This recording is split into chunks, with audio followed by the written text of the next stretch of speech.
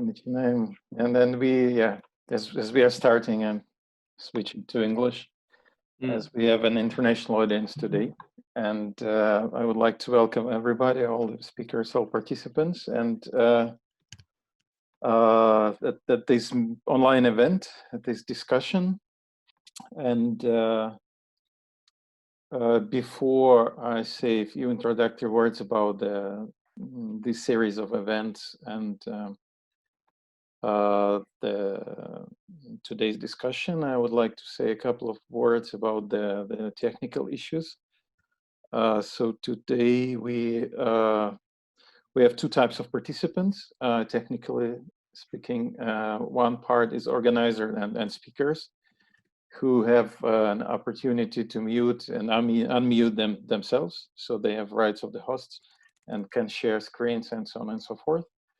And all the rest participants, they are automatically muted, and they have an opportunity to communicate with moderators via chat. So everybody is welcome to comment in chat on the technical issues, or afterwards, later on in the discussion, to send their questions, to comment, and so on and so forth. So that's technical thing, and we are planning our discussion for an hour and a half, and we hope it will be enough, but maybe we will need 2 hours, and that's maximum. So where are we now? What's going on? So this is we all are participating in the event within the framework of the series of events titled "Is This Normal? Urban Resilience in a City Facing the Challenge of Epidemic." And this is a collaborative project of the Center UP for Urbanism and Participation at European University St. Petersburg and a French institute in Russia, actually in St. Petersburg. And it's organizationally, it's supported also by the Open Urban Lab people. And so for the Center UP at European University, this is a kind of a preparatory activity within the framework of an international education program, Building the City Now, that we are planning to start in the next year, 2021. With this program, this series of online events, we also somehow introduce people who will be organizing and teaching at the Building the City Now program next year. For the French Institute, this series of events is a part of the activities within the framework of the program titled Supporting Urban Transformation, which is one of the priority programs for French Institute in Russia and St. Petersburg that has been performed in cooperation with the French Institute in France since 2017. So it's already a long-lasting project. The idea and the format of this event is that this is a series of international and interdisciplinary online events. It consists of 2 lectures and 2 discussions. So the first lecture by the architect and urbanist from Bordeaux, Michel Leroux-Charloux, took place on the 25th of June. And the recording is available on the website of French Institute in St. Petersburg, I think. For those who missed it, I think it was very, very interesting and very fruitful introduction for the series, this lecture. And the first discussion took place after that lecture. It happened on the 30th of June.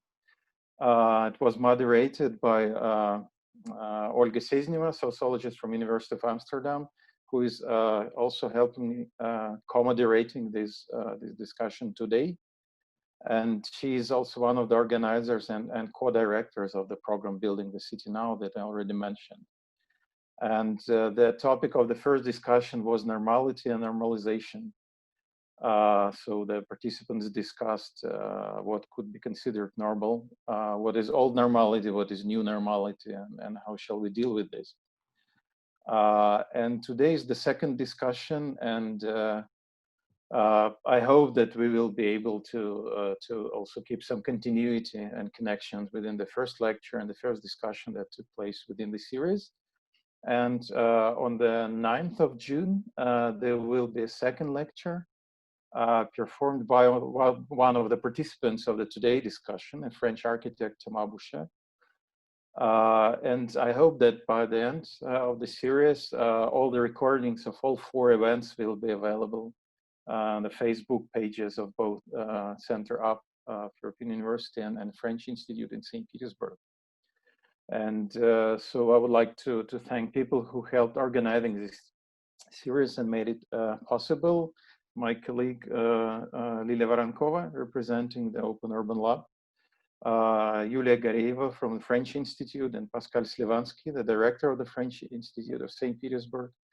So this is basically the core team, and Olga Sezneva, actually, who is, apart from being a moderator of the first discussion and co-moderator today, was one of the ideologists of this program too.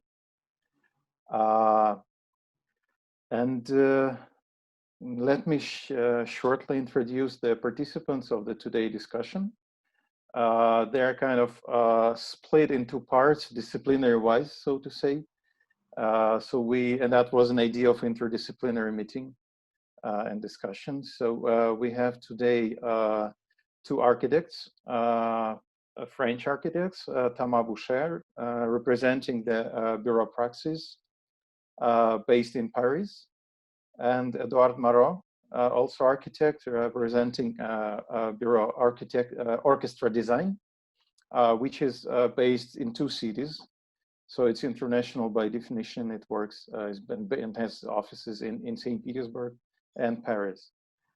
So also, I think Edouard has also two perspectives from both national perspective, let's say. And we have 4 researchers who represent social sciences, not only sociology, but for example, we have Alexei Novikov, who is economic geographer, and I'm not sure about the education, but at least in terms of his activity, he's definitely could be also called social geographer, working and representing the Habitatum company, based, as far as I understand, also at least in 2 cities or maybe more, working in the United States, in New York, and in Moscow, in Russia. And we have Varvara Kabysha, sociologist from the Laboratory of Urban Sociology of the High School of Economics in Moscow. We have Anna Temkina, also sociologist from European University at St. Petersburg. And we have Alexander Nenka, sociologist working at the Urban Quality Research Lab at the Institute for Design and Urbanistic in the University ITMO in St. Petersburg. So we have actually people representing plenty of cities in at least three countries. And I hope it will make our discussion even more rich. Probably at the very beginning, I also would like to say a few words about the first discussion that took place, that Olga was moderating. And I think one of the most important conclusions from the first discussion that we can also start with today was the very fact that most of the participants of the first discussion admitted, so to say, or claimed that the most shocking thing for them during the epidemic and quarantine and all the lockdown, all these things, was the, let's say, the disappearance of the borders between the private and public, and disappearance of the public space and the public life in the cities. So at the end of the discussion, when the participants were asked questions, what they missed the most or what they would like to bring back to the cities after lockdown, I think most of them, Olga can correct me, but my feeling was that most of them said that actually public life, the socializing, the possibility to go outside and meet the strangers, and the fact that the inside and outside are split and have a clear boundary, that the house is not the same as the, you know, the street outside and the other way around. So this kind of a richness of the city, the complexity of the city consisting of different type of spaces, and the public life outside. These were two things that they were kind of missing. And I also would like to quote one of the participants of the first discussion. I think what he said was kind of I think also an interesting view from the perspective of the architects. Yeah, when the participants of the first discussions were asked what they think is the task of the architects in this situation, what should architects offer to the politicians, to the city, to the citizens, what shall they do in this situation? One of the participants, Daniel Yusupov, an architect from St. Petersburg, he answered to this question in a way that at least I didn't expect. I'm not sure about the others. I wonder if I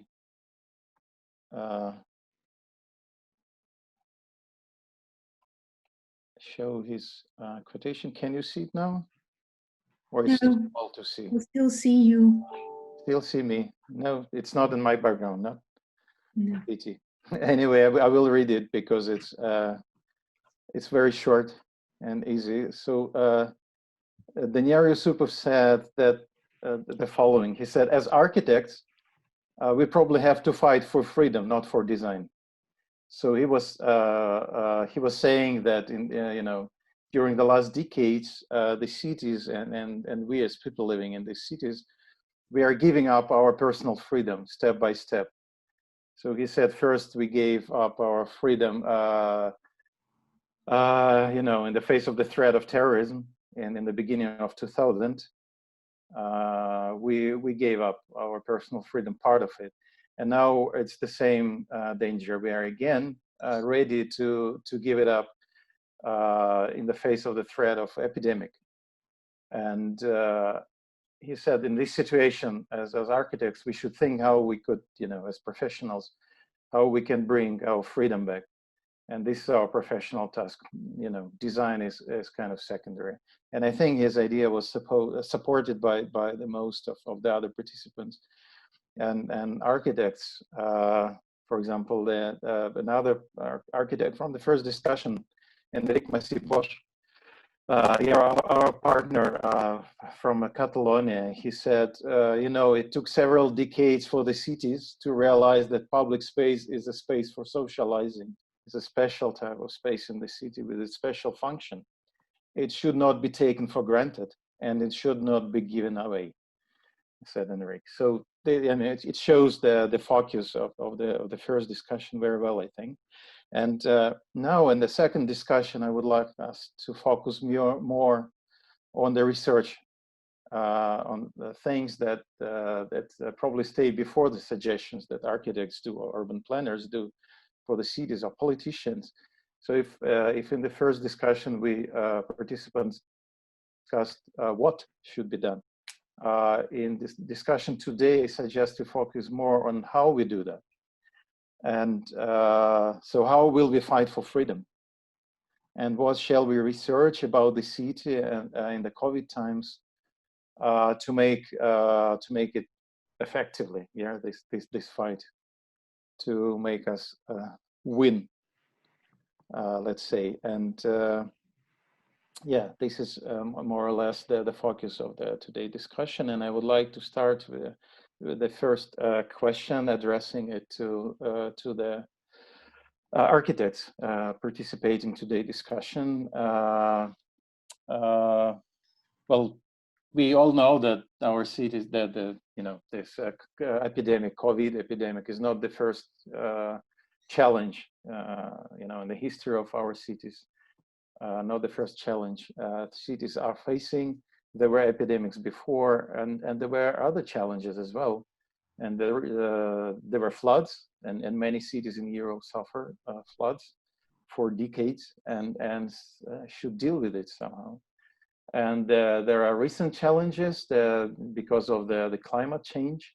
Probably the European cities have been suffering the heat waves, for example, in the last decade, and it really it was killing people. And I know that for example, French cities were really suffering this problem. And I also know that the architects and urban planners, they immediately started, finding for the tools to stand up against this new danger, and they initiated new types of research. So they started paying more attention to the things that were kind of secondary or not so significant before. For example, to the surface.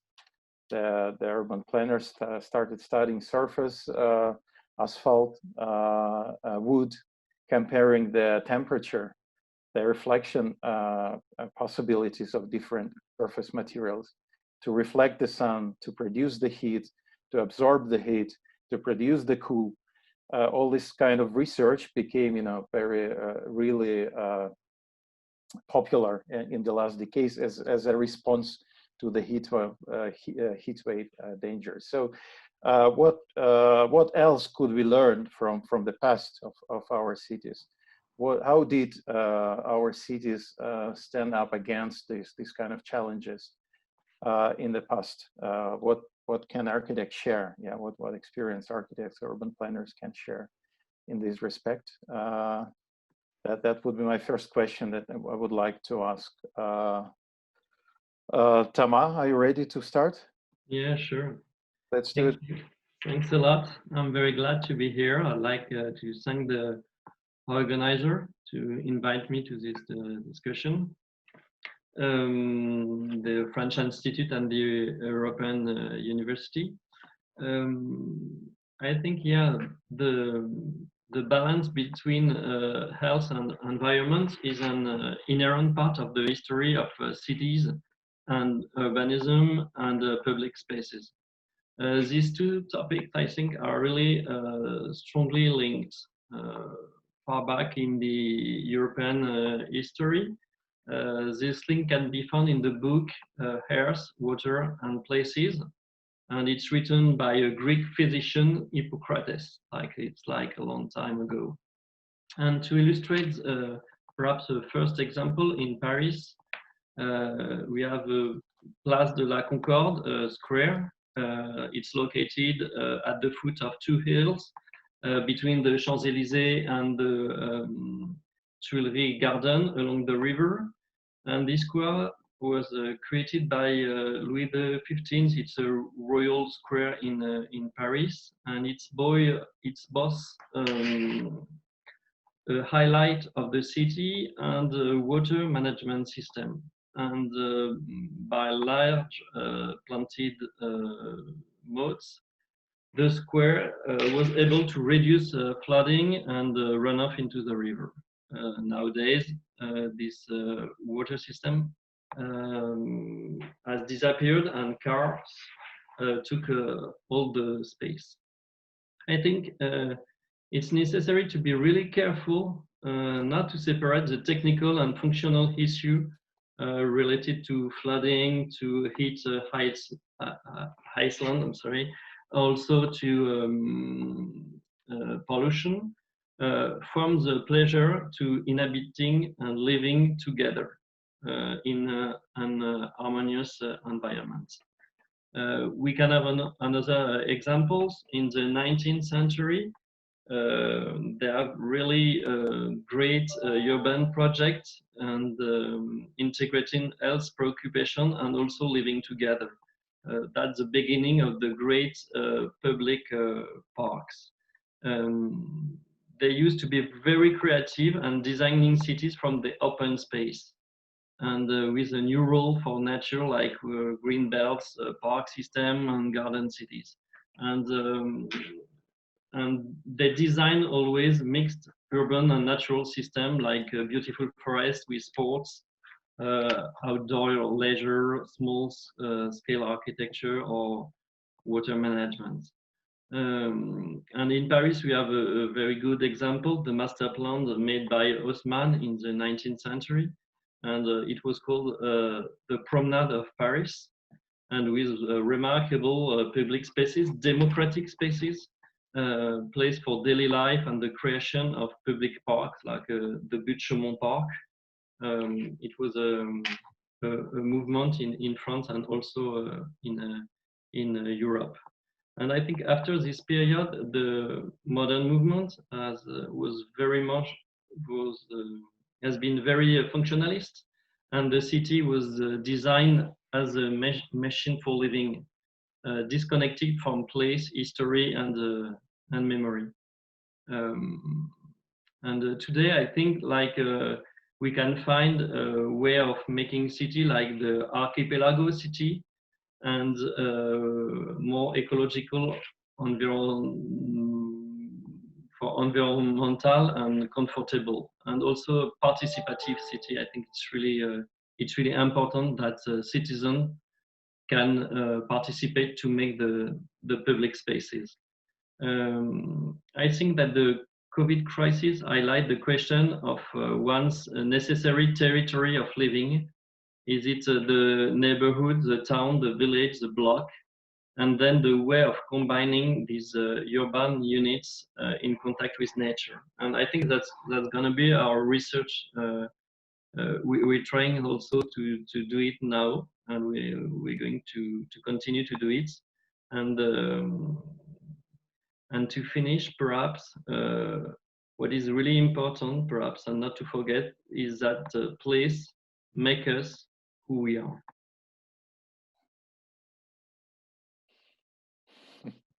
Yeah, thank you. I think that's the basic question, and so many people are looking an answer to it, and it's interesting in what you're saying. I mean, again, today in the Euronews, there was a big reportage discussing that, you know, the relations of the human being with the nature, and in terms of epidemic, saying that it seems that the COVID is really it's kind of a feedback of a nature to the bad way of treating it by human beings. So it's brought from the nature, it came from animals, and so on and so forth. But you just said that probably the solution, the cure for our cities is still getting back closer to the nature within the cities. Okay, let's come back later to this issue, and I would like to ask Eduard to comment on this issue. Yeah, hi everyone. I would also like to thank the organizers for inviting me. It's always a pleasure to discuss. Of course, in a normal setting, we would have an audience and interact with the audience, and that this is a shame of this sort of Zoom presentations. But we will try to still sort of maintain this level of discussion and interaction somehow. Yeah, I think I can bring a little bit my sort of experience of working in both countries, in France and in Russia. Yeah, I really like Daniel's. I recognize him when he says about this fight for freedom.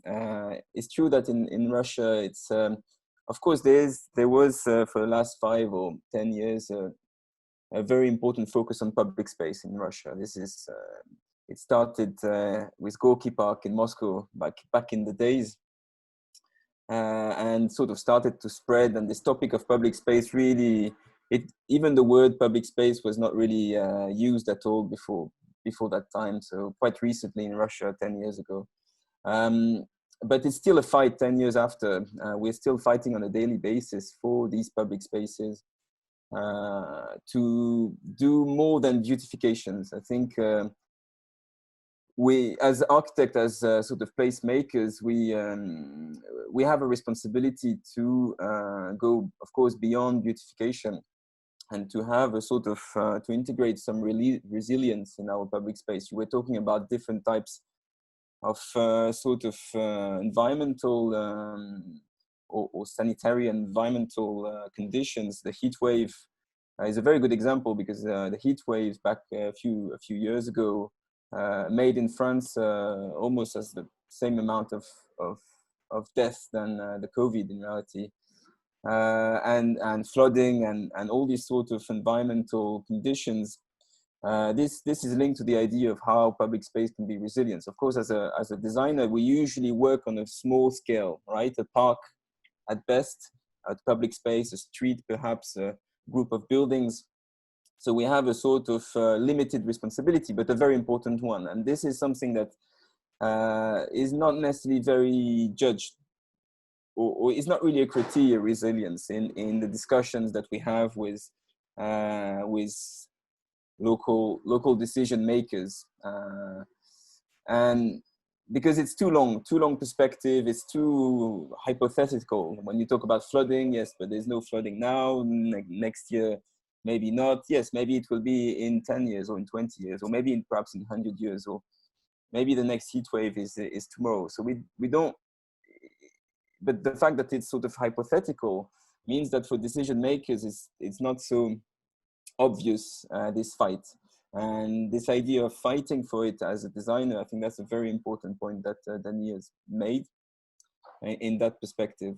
Of course, at the macro scale, I think this is what interests me at the macro scale, so at the scale of the city. We are now working on a big project, one of the biggest in Russia in terms of urban project, which is Kazanka strategy. It's 22 kilometers of embankments at the heart of Kazan. It's for those who don't know, it's a million-plus city, one of the big and capital of Tatarstan, one of the biggest cities in Russia, who has at its center immense potential of green space at the heart along the river, which is not used. Kazanka is the secondary river, if you want. You have the Volga, which is the main river, but then you have Kazanka, which divides the city into two, and the amount of territory, of natural territory, which is accessible less than 10 minutes of cars, of 1 million plus people, is 3,000 hectares. And if you, purely in terms of park now, this strategy, we are creating 12 new parks, which represents 5 times Central Park in New York in terms of size. This is huge amount of green space, which is totally not used, very little accessibility. It's threatened years by new development, by a sort of engineering approach of rivers, often, and this is the case in a lot of cities where you have cleaning stations that appears along the river, which have huge amount of concrete fences, very much mechanical way of cleaning rivers, for example, whereas of course now we are more advocating a sort of more mixed way with natural way of cleaning. A river is a ecosystem. It should clean itself. It should be able to clean itself.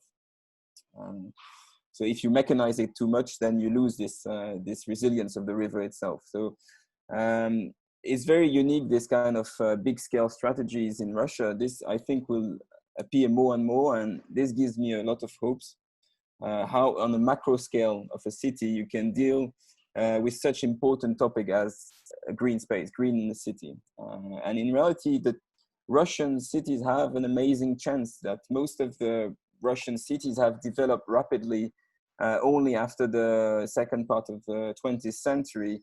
And the principle of the microrayon is that most microrayons, or most development on the outskirts, were built already 200, 300 meters away from the river, leaving unspoiled or very natural territories at the heart of the city. So what was the periphery of the city, but now is the center of the city. So the potential, and we saw that also in Moscow River. We won a couple of years ago with Meganum, the Moscow River competition.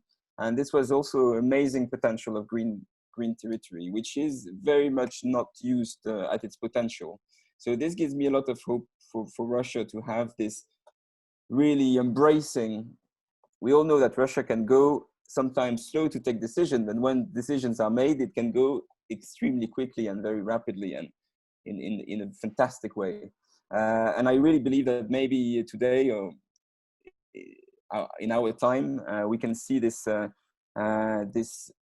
movement towards nature in the city and how to deal with it in a more natural way, and to really have this symbiosis that between urban and nature, which I think everyone here around the table or around this Zoom will agree that it's in the time of COVID, it was really important. It became even clear that public space is very important when you see a lot of people who are, of course, were stuck at home.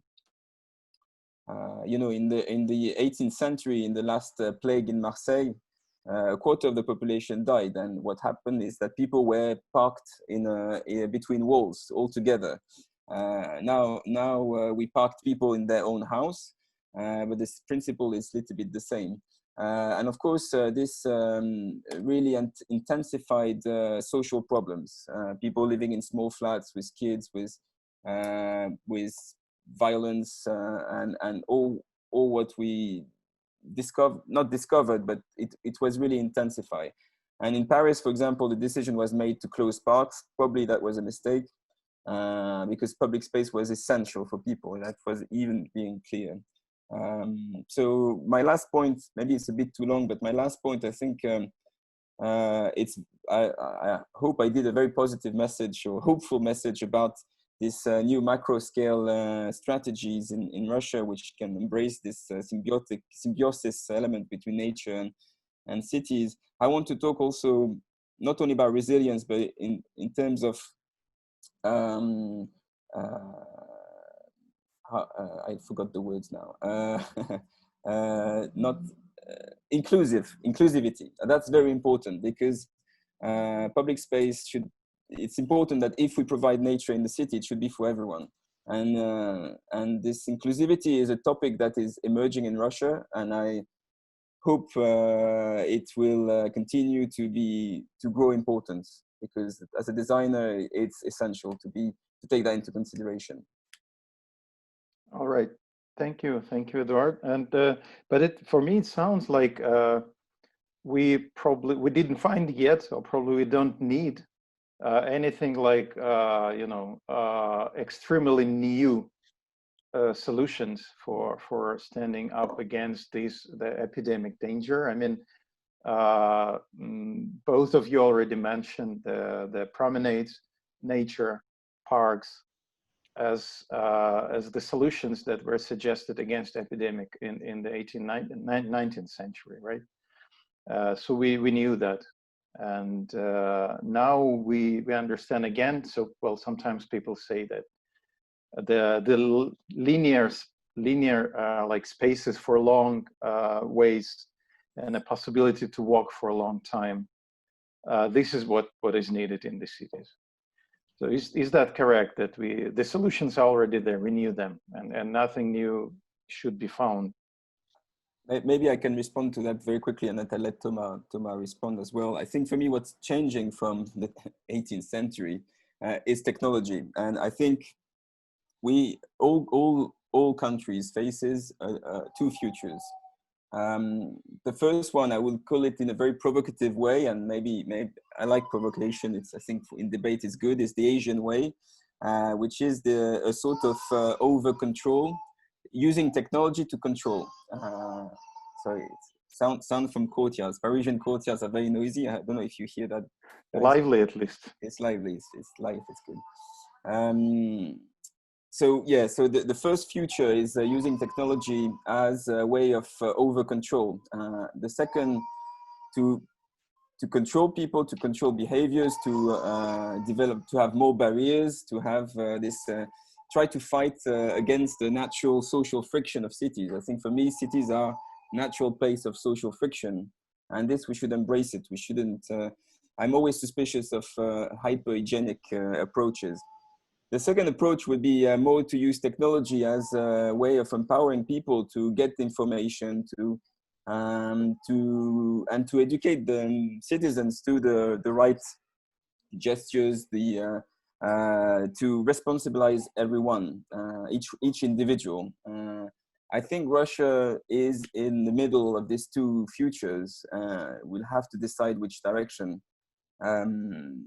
I think it's an important notion, and this is what is different from the past is the use of technology And I think the danger of trying to separate people, trying to create the barriers, trying to avoid the friction, is going against the principle of a city, which is about friction, and it's good.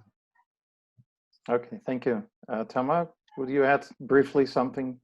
Yeah, I think perhaps something which changed, it's the work at home, the office home, and then it's changed the way we understand the distance in the city, and perhaps after we can organize the place we live, the place we work, and the place we have leisure, perhaps in a different matter. And perhaps also just the COVID make me understand just the simple thing I need to live correctly. And there is a lot of things I don't need, in fact, to be happy in life. And I think that's a lesson for me. You mean to avoid those things which are not necessarily problem. Yeah, exactly. Mm. Okay. Yeah, thank you. Thank you very much for this, I think, very provocative and provoking beginning of the discussion. And I would like to give a floor to Olga. Thank you, Oleg, and thank you, Eduard and Thomas. I really don't want to give an impression that we have a sparring, right? Two teams, a team of architects and a team of social scientists, and now we are stepping in to speak. I also want to remind our audience what Eduard said. It's not an interactive setup, but we can still interact.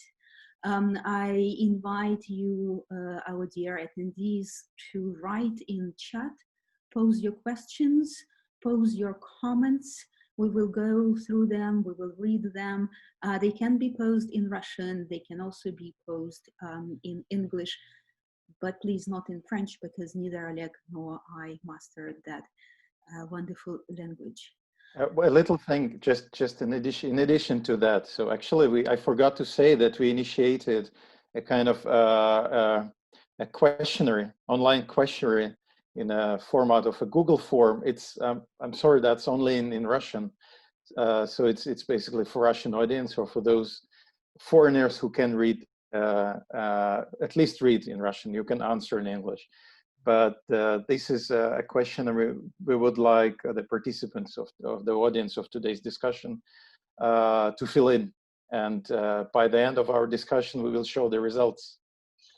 So there is a link in the chat. Yep. If you open your chat, you will find the link and you can follow the link. And as you listen to us, you can start answering questions in this survey.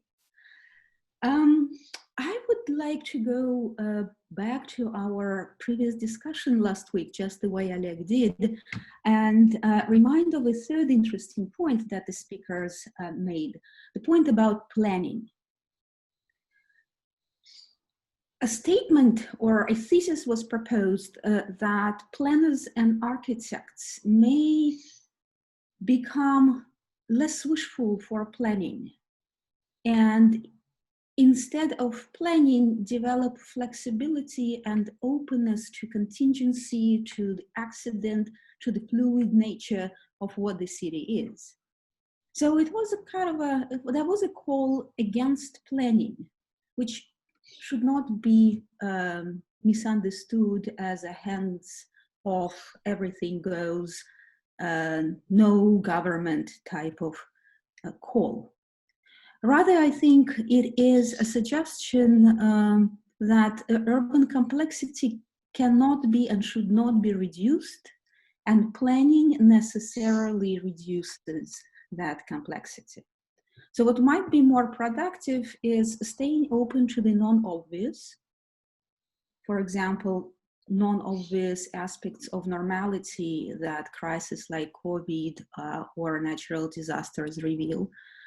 And the research, going deeper, digging deeper into the non-obvious layers of urban life.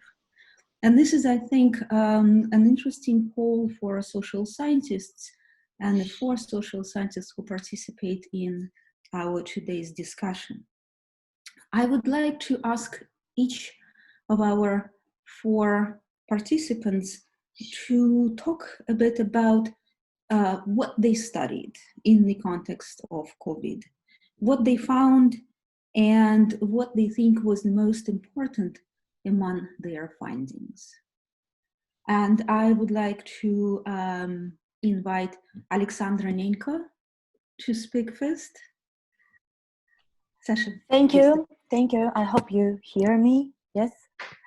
Actually, if you don't mind, I would like to share my screen because I prepared a few questions which I would like to stop on. And actually, these questions are something which is in the course of our research, and also it is a question for consideration in this discussion, consideration with researchers and with architects. And there are 4 of them, and I will try to be quick. So while we are discussing COVID, we are in our group, little lab, we are trying to reach out different researchers and those people who are involved into urban studies, and to ask them about their meaning of public space now. And what I hear sometimes, especially at ITMO University, from urban data analysts and from smart city guys, is that the public space is officially dead. This is a very provocative thought, but they have their own argument that no one cares already about the public spaces because people are afraid of going out into the public space, and they are trying and to avoid all the hazards which are connected with being in the public and with being with crisis and with the virus together. And it might be an argument for those who are let's say internet literate and who are digital native, and those who actually promote the smart city. I don't think that this is true, because when we were asking in a pilot study young professionals and students about their meaning and their need for public space, they have answered that we do need public space. We are actually really longing for coming out and going out into public spaces. But at the same time, they were outlining a very particular fact that these public spaces should be secure. They should be for peers. We should know people who are there. For example, they've mentioned the creative spaces or the cultural quarters as the examples of the places, of the public spaces, which are, well, more or less comfortable for them. This is why there is a certain, I would say, a question of a certain filter which might occur in terms of public space. So a public space, but with a filter, for peers, for cultures, for subcultures. It may be really provocative, because as urban researchers, we all know that public spaces are for everybody. But this is how it goes. This, let's say, limitation or this focusedness on definition of a public space now is really occurring in the minds of people who are going out into different kinds of public spaces. So maybe for architects, urban planners, it might be a certain question for recent future, let's say, on dealing with those people who would like to save and make public safe places more safe, make the safer public spaces. For whom? It's a question. Another question is a new format of a consumption place. Different analytics, not ours, but Russian-wide, they're showing that more and more people are trying to transfer from going to the supermarkets or to gyms themselves. Well, if they don't want to, and they couldn't because of the restrictions, and now, and in the recent future, when this will be open, gyms, for example, they don't want to again because they are afraid. And they opt for more personal options, for personal consultancies, for example, from the trainers or from the beauty consultants. And this presents a question of a transferring of the format of a consumption place. And again, about this puts a question, sorry, about for architects and for urban planners about building up more personalized consumption places. So again, it's a question, but according to different kinds of tendencies and feelings which people report, it might be a chance. Another question is a new format of a workplace. There are many arguments here and, well, interesting stories here, but of course, all of us have experienced the situation that being at home, it brings its own, let's say, advantages, because you are comfortable, relaxed. You can also simultaneously do some home job around, and it brings some good things. You save your time, and you do not travel in the public transport, which is also hazardous because of the virus.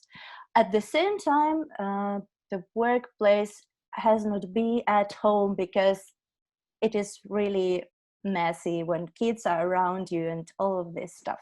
And a person really needs a place as a home, as comfortable as home, but not the place in some remote area. And so it puts the question to the architects and to urban planners of what kind of workplaces are we going to design.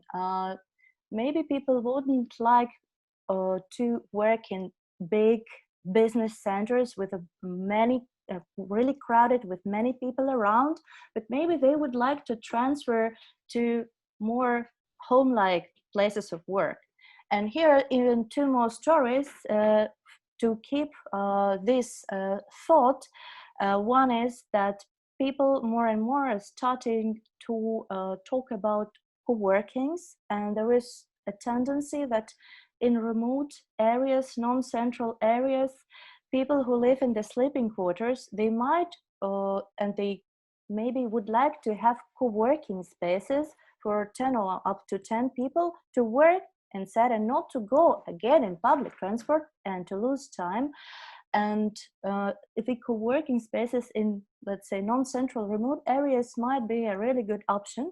Also, it is important to note that the format of remote job and freelance job is becoming a bit more popular nowadays. And also, I know the story from the, let's say, overall federal perspective, that some of the small cities, they're really rethinking their future as cities for remote workers. Cities where a company builds a co-working space and puts her workers for them to be in a good, comfortable environment, and she doesn't need them to be in Moscow or St. Petersburg. They can stay in a comfortable city for people place. So this is also sort of a tendency which needs to be explored. And maybe the fourth tendency which is in question is, of course, the public transportation. So all of us as urban researchers know that public transportation is really important to keep our city without the cars and to keep the city for people. But the public transportation has become, again, sort of a source of a risk, because inside the public transportation, not everyone wears masks. This is what our observations show, our ethnographic studies show. Not all of the people are being responsible inside of the public transport. And so the need comes to somehow save this importance of the public transportation, but to make it more safe in terms of individualization or saving a place, your safe place inside the public transportation may be going like that. And also I would like to note here that the poll within the cycling movement in St. Petersburg, which we made, showed that people who are cycling, they see that COVID brings in even more motivation to cycle. And so, as you also know from European cities, taking this break when people are at their homes, the cities are building really new kilometers of the cycling infrastructure.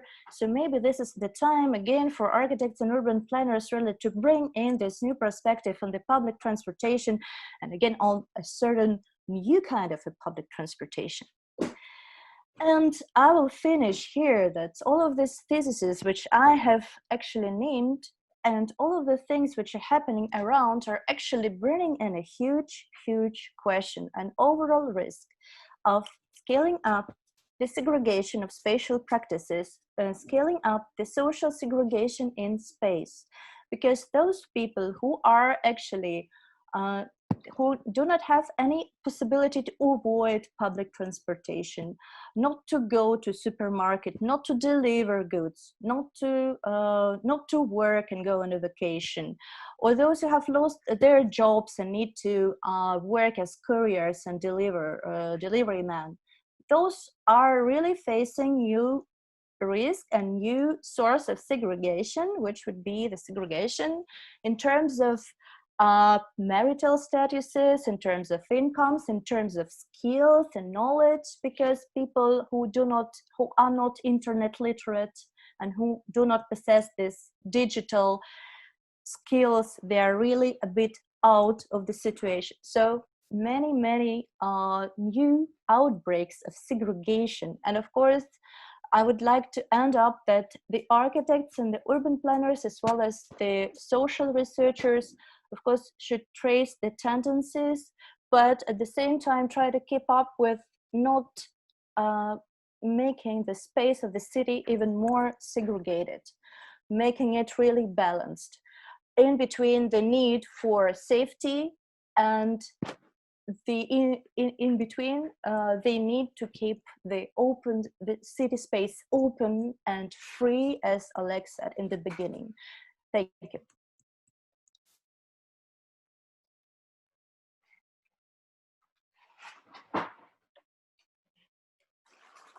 Sorry, Olga, I don't. Unmute, Olga, unmute. Yes. Thank you so much, Sasha. And just wanted to clarify, this research was done with young people as your study population? One of the researches on the public space was done with the students, within the students and within the young professionals, yes, who were reporting that they are really going out, they would like to go out, and they would like to, well, they are choosing those spaces where they can be together with their peers, let's say, and where they can feel more safety. Okay. Other theses of mine, they were either from our ethnographic studies or from the analytics, which is Russian-wide, for example, about those who are working at home or not working at home. Okay, that's clear. Thank you. And this is a very interesting, very powerful point about the segregation, the scaling up of spatial segregation that COVID brought to our cities, but which is not a result of the epidemic or pandemic per se. Tendencies are already there. The request of the attitude is already there. And as we speak about the segregation, I think it's very logical now to move to a social and economic geographer. And I'm asking Alexei Novikov to please step in and tell us about your research and findings. Okay, thank you very much. Thank you for inviting me, and just to let me put my presentation in the slideshow mode. Can you see it?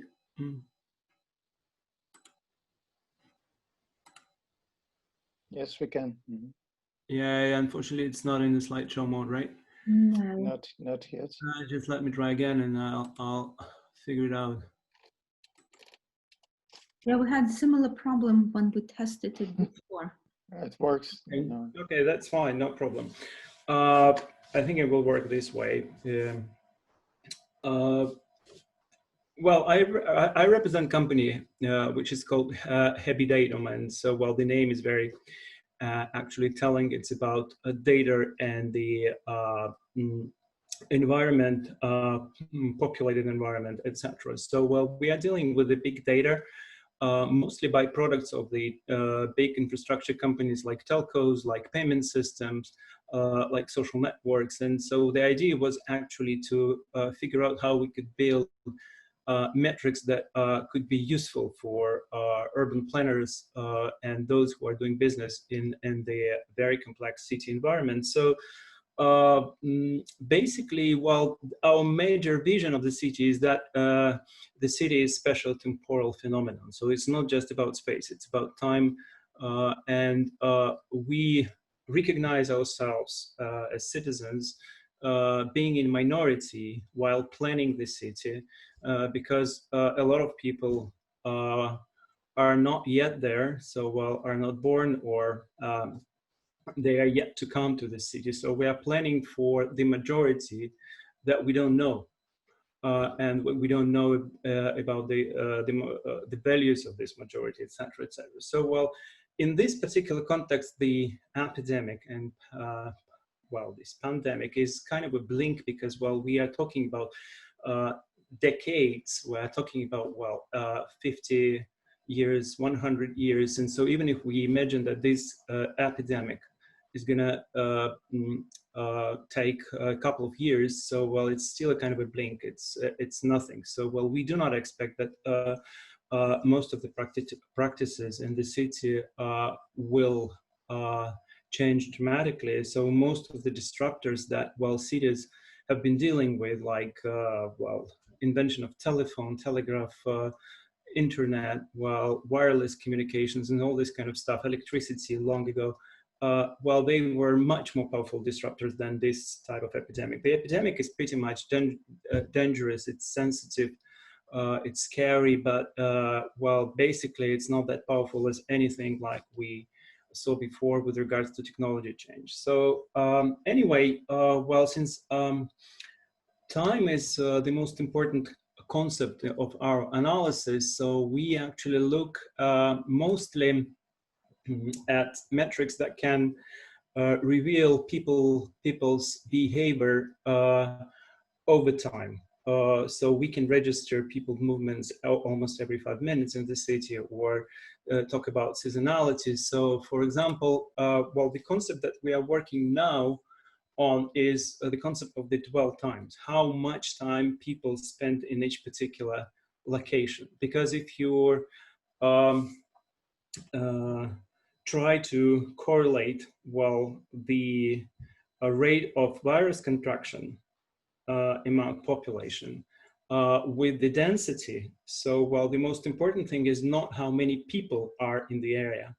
The most important thing is how many hours these people spend together. Basically, it's, well, the 2 people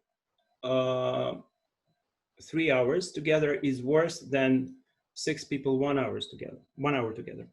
So that's the concept, and so we are trying to find the proof of this concept, and we actually did this in the United States, where we established a mobility monitor, actually monitoring each location of the size of 50 meters per 50 meters across the whole country, and we actually are trying to figure out the conversion ratio. So, well,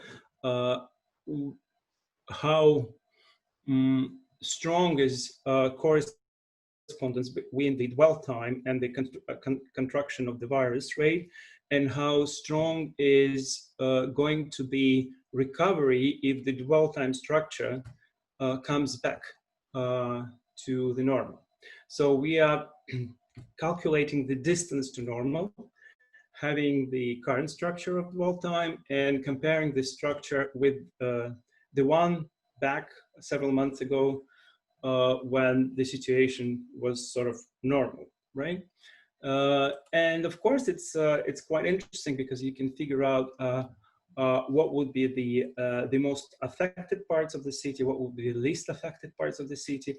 And as our city is a kind of a projection of the urban, of the labor law, so of course we would expect that the most difficult situation would be around the places where most of the offices are located in the central business districts, etc. At the same time, well, we see that, well, these places normally have a lot of diversity, and that allows people to actually reduce time of being together and getting the same type of services that they could have in the normal period of time. So, well, basically, well, this is the whole revolution of in the concept of urban density, because, well, you can actually conceptualize about build space and how it could affect, well, the spread of the virus. You can conceptualize about the population density or the density of people's activity in the city. So those are three different types of density. But at the same time, you have to realize that urban density is a temporal phenomenon. So, for example, I wanted to show you actually, well, how different centralities in the city of Moscow is at different points of time.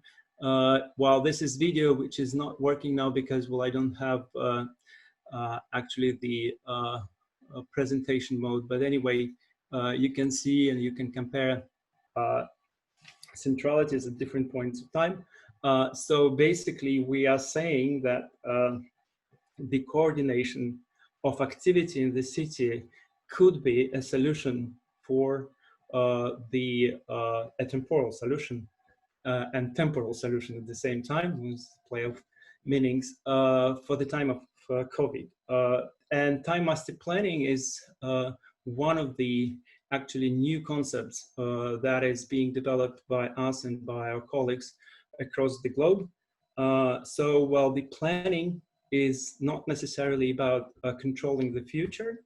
It changes its meaning, and well, the lean planning that we actually are developing is dramatically based on the concept of time and time coordination within the city. So this is what we are doing at the moment, and I think, well, that will be enough for me to say for the moment. Thank you. Thank you very much, Alexei. This is quite a revolutionary idea to think about the city, not in terms of its space, but in terms of time and planning in terms of coordination. I hope we return to this point later in our discussion. Now I would like to invite Varvara Kabysha to speak about her research, please. Yes, just a second. I will share the screen. Yes. So hello everyone. I will today present, it's not only my work, but the work of our team. So kind of when I say I, it's actually we, another 5 people. So we conducted empirical research during the time of quarantine, actually a bit before, because last autumn we did research on demand of Moscow Department of Public Transportation, and we studied the experience of passengers in Moscow public transport. And when the pandemic started and when quarantine was already about to happen, we decided that it would be, of course, rather interesting to compare what we know about like normal situation, normal experience in public transport, and how it's going to be now. So we did online interview with people who during the quarantine were allowed and actively used public transport. There were like, just to mention that there were a system of passes and that you could get in order to go to work if you are considered essential worker, or twice a week you could go wherever you needed, and also had pass for that to use public transport or car, it didn't matter. So we had about 40 interviews during this period. We also gathered by the end of the quarantine, we gathered a set of video data with the assistance of journalists who had passes and actually could do some observations for us. And we also had diaries, our informants, some of our informants for the whole week registered the experience at the public transport, and diaries were also already at the last stages and after the quarantine. And we, I think it's actually is important to say that we talked to very different people. Of course, it was limited in a way whom we could reach now, but it was not only our kind of academic or friend circle, all kind of people, including, I don't know, doctors who worked in the main COVID hospital, several delivery people who used to be other professionals, but then became delivery people during the quarantine, or who mainly doing freelance job. With higher education, without, and with a whole covering the whole range of kind of ages who actually were allowed to move during this period. And today I picked just some results. We're still in the process of analysis, and I will just pick some results that I think could be interesting for planning and design that I would begin with. Actually, I have like 4 theses for today, and I think we'll talk like about first 3 in this first part of my talk. First 2 about kind of actual empirical results, and third is general consideration on and observation of the situation in general. So the first interesting result that would work not only for planning, I guess, not for some kind of strategic actions, how to develop cities in general, but for very kind of, it's a kind of UX for urban design when it comes to pandemic rules and new pandemic measures. So we observed quite diverse and very chaotic measures implemented in Moscow. And we were interested how it works in the ground and what is actually possible and what's not. And first thing, and kind of here my thesis would be that it, as usually sociologists observe it when it comes to space and some planned space, architectural space, it's not going to work as planned. So in this case as well, it doesn't work as planned. Half of it. For example, one of the interesting things that we found out is that when both officials and everyday users of city public transport, but city in general, when we think of social distance, we usually tend to imagine and we tend to count this distance and follow the distancing in very static situations. For example, it's not a problem when there is space, when there are not a lot of people. It's not a problem to distance in the train car. When you come and you can occupy certain space, measure, see where other people in relation to you. That's where distance emerges. But in all the situations of transitional space, distance almost doesn't emerge. For example, if we speak about subway, then when you have a lot of space, but you need to go to the stairs to change the line, there will be no distancing in this process. When you get in out of the train, there will be no distancing, even if people really precisely followed this before. If you go to escalator, in most of the times there will be no distancing, no matter how much space you have. Another interesting thing, so kind of this plus to temporality, what Alexei said before, I would also add this transition / stability regimes of space usage, which is really kind of important in this particular case of the pandemic and new rules. Another thing is to consider is that space is super multi-sensory, and it's not only about physical position in particular space and its configuration and distance between the people, and wearing certain accessories that are needed, like masks or gloves. But it's also about a lot of absolutely non-functional touches and interactions with all possible surfaces. And my favorite examples are when, like, it's amazing when you watch it with the videos, how often people touch the metal parts, handles, when it's not needed. For example, in the large picture, you can see the train was standing for a very long period of time. It was not starting. There was no one else in the car, and the guy was just looking at the interactive screen, and he was holding. Or guys are sitting on the bench and they are holding and they're touching the seat, or girl is going on the bus, and so on and so forth. So it's not only about configuration of bodies in the space, it's also about a lot of non-visible or non-registered, naturally, physical interactions. And for example, with kind of bodily behavior, we were reminded, like, don't touch your face and so on. But these are all goes unregistered, that is super habitual.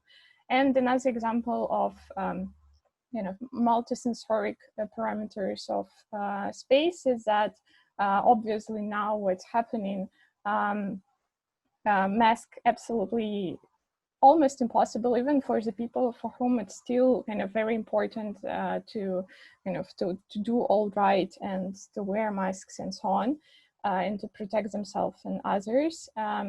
It's almost impossible in Moscow summer with existing ventilation system and public transport to do that. And for example, in our diaries, people write, like, I was struggling to keep the mask at least in the duration for one till next stop, and that was struggle, and then I gave up and put off the mask. So it's really kind of the space changes a lot as it's kind of influenced by a lot of other conditions. And the second thing is, that was kind of results that I think would be interesting if we kind of think about urban design for these new measures. And another part is, I think, a bit less obvious, but I know that it's kind of it's the case not only in Moscow, but like talking to colleagues in Germany, for example, who also studied public transport during the pandemic. Actually, pandemic brought a lot of, maybe not super a lot, but some good stuff. Some possibilities that were not available in our daily life, and not only kind of staying at home if you want and working from home and not spending too much time on traveling, but also I think Alexandra told that one of the previous speakers talked about public transport as dangerous in this period and something to avoid. Funny enough, for people who had to keep using it, it was the most safe and the most organized, the most disciplined and nice space. In comparison, for example, to stores, to just streets, which are not that regulated, but also not only in comparison to other public spaces during the pandemic, but also compared to the public transport in normal life. So because basically as good and fast Moscow subway as it is, but it's super crowded. And that is the main problem, even not the distance itself, even for those people who have to travel for super long time every day to their work and back. The time itself is not that much of a problem compared to the crowds, compared to all the unnecessary physical interaction that they have to deal with. And now, like, subway was just a paradise. And one of my informants, one of the last ones, he during the pandemic, he worked as a delivery person, and he actually caught the virus and had rather severe case, and but recovered. And he was telling that how much, even though like because of his work and he doesn't know where he caught the virus, despite all that, he really enjoyed this experience of going by public transport many times a day while delivering stuff to different parts of Moscow. And he was kind of terrified to imagine that now quarantine will be over and all the crowds will be back. But funnily enough, and that will be my kind of third thesis, is that he was, and then I asked like, okay, and then what happened like when quarantine was over? Was it such a stress for you? And he was like, no, actually it's funny, I just got back to normal immediately. It was not additional stress, I just went back to crowds as I kind of used to have them. And another example is what was good during the quarantine in pandemic, related, for example, to migrants who very surprisingly for themselves got kind of unpredictable public recognition of their kind of existence, which almost kind of before almost impossible in Moscow in Russia, because like the whole migration and race topic is like very far behind. And people were actually reporting kind of very positive and surprisingly positive emotions when they saw that after some period of time in this electronic screens and subway, instead of Moscow mayor and Putin constantly repeating about the virus, but how it will all be okay in the end. Eventually, Moscow subway put some more useful information than Sobyanin and Putin on the screens, and they also translated the basic rules and basic information about the virus. They translated in 3 other languages of Central Asia and former Soviet Central Asia republics, so they're the countries from where most of the migrants come. And that was kind of nice shock for them, that they would not predict that someone would address them in public space, but somehow it happened. So this kind of unpredictable public recognition was another thing that was brought to public space by the pandemic. And so and the third thing is that what really bothers me during all these months of many discussions about pandemic, its urban and social consequences and so on, that generally researchers as well as architects, planners have like, we are mostly people of particular social class and background and culture. And we are mostly those people who do believe in virus, who care, who sit at home and probably keep sitting even now after quarantine officially over. And that creates a huge bias and I think huge a misinterpretation of the situation that looks at something really changing our life as super global and something just a kind of disruption in our reality, that now everything will be different. But it's amazing how like normality does not, and like this my third is that routine maintains itself. Don't worry about it. The quarantine maybe was an emergency, at least in Russian situation. The quarantine, that was a disruption, not the pandemic and not the virus, in kind of if you see the situation in general. Human practices, how it's materially and spatially organized, as well as also institutions who really force normalization, and museums just think how to get the public back.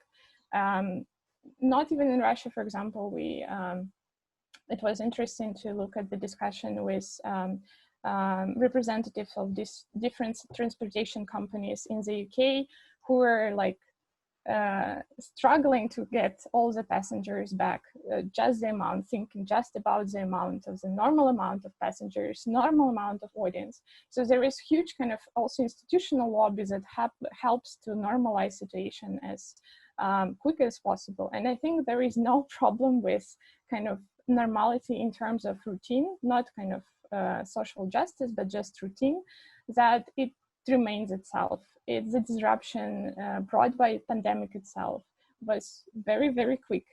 And I would not overestimate the consequences for like social and political consequences.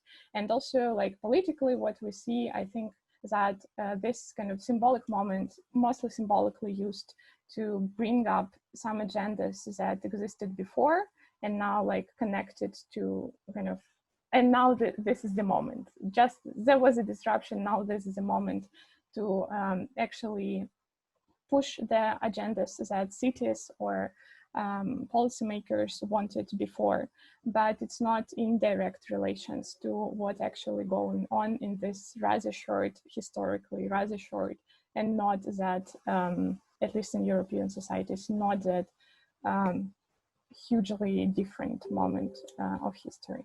So that's, sorry for a bit long talk. Yeah, that's it for the research part. Thank you very much, Varvara. I would like to invite our fourth speaker, Anna Tjomkina. Please, Anya. Yes, thanks a lot for the invitation. I do not specially, I never did some special urban issues or urban sociology, but I'm doing research on gender, health, everyday life, but I will explain what could be connected to the topic which we now discuss. So I would like to tell you about a project which I organized together with my colleagues. It was a project on diaries, and there were around 3 months, more than 30 participants wrote diaries from the mid-March to around mid-June. This was some kind of, a lot of people right now all around the world write diaries, but there are some specificity in our project. All our participants were social scientists and scholars in humanity. So it is not just diaries, which historians like to research, but it is like kind of sociological diary, academic diary, let me say, diary of observation.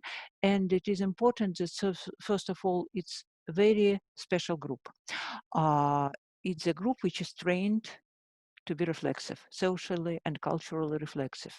This is first one thing which is important, and second, that this is group which have privileges.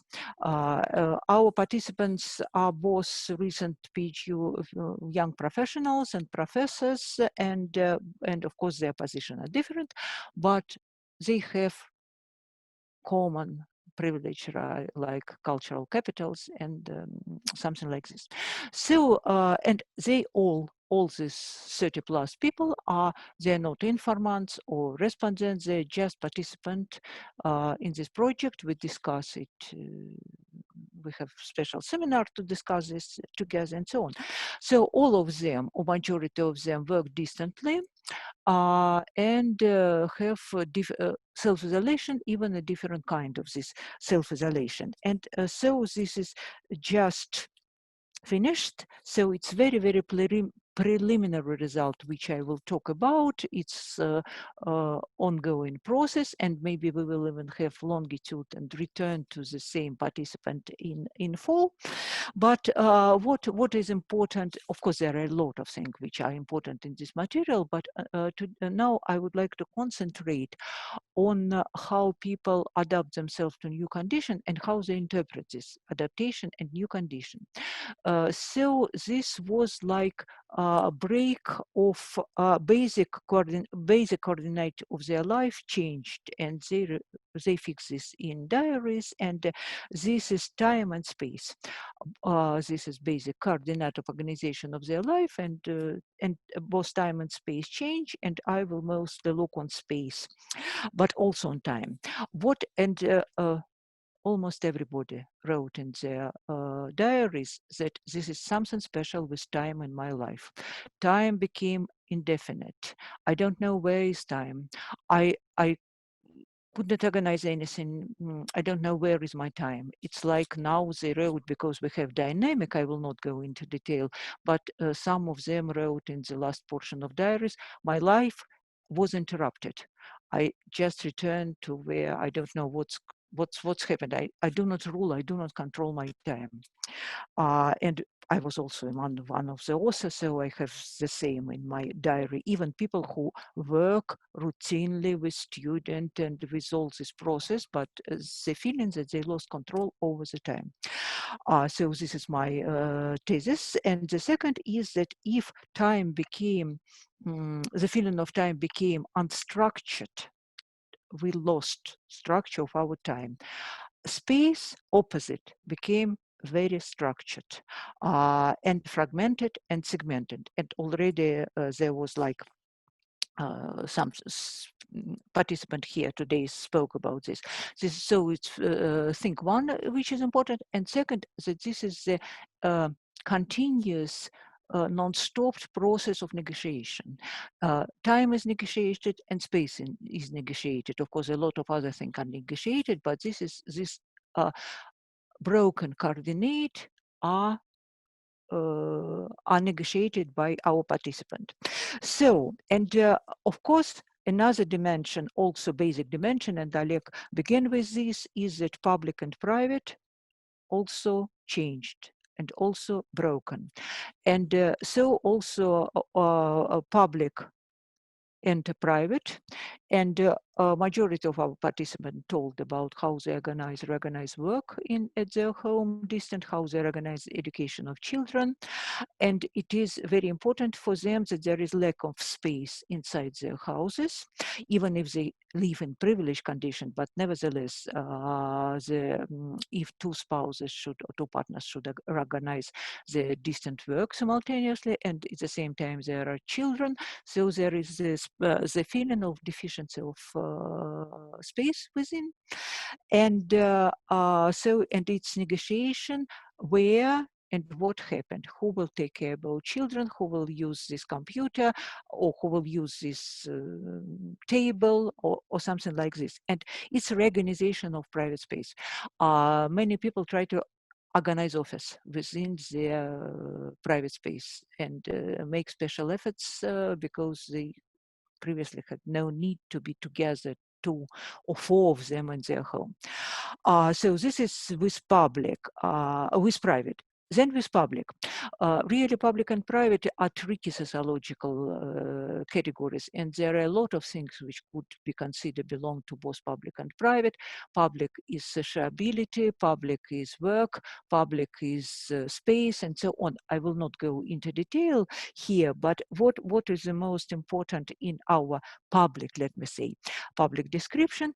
It's conception of risk. And 3 main three main institutions became evaluated as risky public. It's shops, it's transportation, and it's working, just work, not a lot of sport in Russia, but sport also. And so this is also all-time discussion negotiation, where to go and when. Once again, temporality and spatial, when to go to shop, when to go to walk, where to go. And so people prefer, we even laughed that when we discuss it together, that we recognize that we're going in the same shops, which not so so it was Vkusvil and Azbuka Vkusa, which were preferred in Russia as a more safe place. And I forgot to tell you that our participants live in 10 countries all around the world, and all of them are Russian-speaking people. So they are Russian or Russian speakers who live in different countries. And right now I speak only about similarities. Of course, there are some differences in different countries. And so it's also negotiation about these risks of public spaces and places. And but there are also other institutions which are public or partly public, and they are also visited, negotiated. I will not go into detail. Are they public or semi-public, like medical institutions, like schools, like working place, like some other like banks, like post office, and so on. A lot of them, but. What is important is that private space is mostly considered to be safe, of course, public is a danger, but also, and it's negotiated, all time negotiated. There is no binary position. It's maybe this day is one condition and next day will be shift. But also there are special efforts to create some kind of expanded private into public, let me say, or creation of semi-public space, which are public, but have characteristic of private. They are considered to be more safe. And this is, for example, communication with friends or communication with close neighbors. They are people not from your private, safe private, but they're considered to be safe because they're very close. And so there are a lot of episode of communication with friends, even it's considered not to be safe, but it's reconsidered and so this is one kind of control of this public private division. Another is moving toward more safe space, and there are safe space which are considered as safe outside of the city, villages or dachas, or those space where our participants wrote, it's a feeling that there is no virus here. So virus was in the city, but there is no virus, no people in masks, nobody around is care about virus. And so such semi-public space, semi-private, semi-public space are created, and they are like main dimension right now between public and private is safety. It's not like who doing what, like is it market or is it sociability, but it's like safety. And this shifts the boundary between public and private. No, and finally, I'm close to end that time is uncertain in these stories, interrupted, meaningless, uncertain, vague, indefinite. Space opposite. Space is fragmented, segmented, and structured. This is safe shop and this is not safe shop. This is safe drugstore, this is not safe drugstore. And so it's a combination of this uncertain time and structured space, fragmented structured space. And so this is a question, this is my last thesis, and this is a question if the space is so fragmented, is next trend will be return to integrity, or next step will be to take into account its fragmentation and to create this fragmentation. As right now, some cafes are organized with a table of more than 1 meter, and you could not move this table. They're fixed, and there is 1.5 meters, but majority are just as usual. So, what will be the way? And finally, the most last things is that I would like to return to that group which I described is very special, and so for the next research, I think that dimensions which are missed in this study, like class, age, ethnicity, whatever, should be, of course, also taken into consideration. So thank you. Thank you very much, Anna. You started by saying that you are not an urban sociologist, but I think after this presentation, Oleg should give you an honorary title of urban sociologist and the membership in UP. Thank you. We have a second question prepared for you, but I am going to skip it for the sake of time and in the interest of actually having a discussion with our audience. We're getting questions. So I'm giving the stage back to Oleg now for your continuation. Oleg. Yes, thank you. Thank you very much for these presentations. I don't know, I enjoyed it a lot. I mean, for me as a social scientist, there was so much interesting information.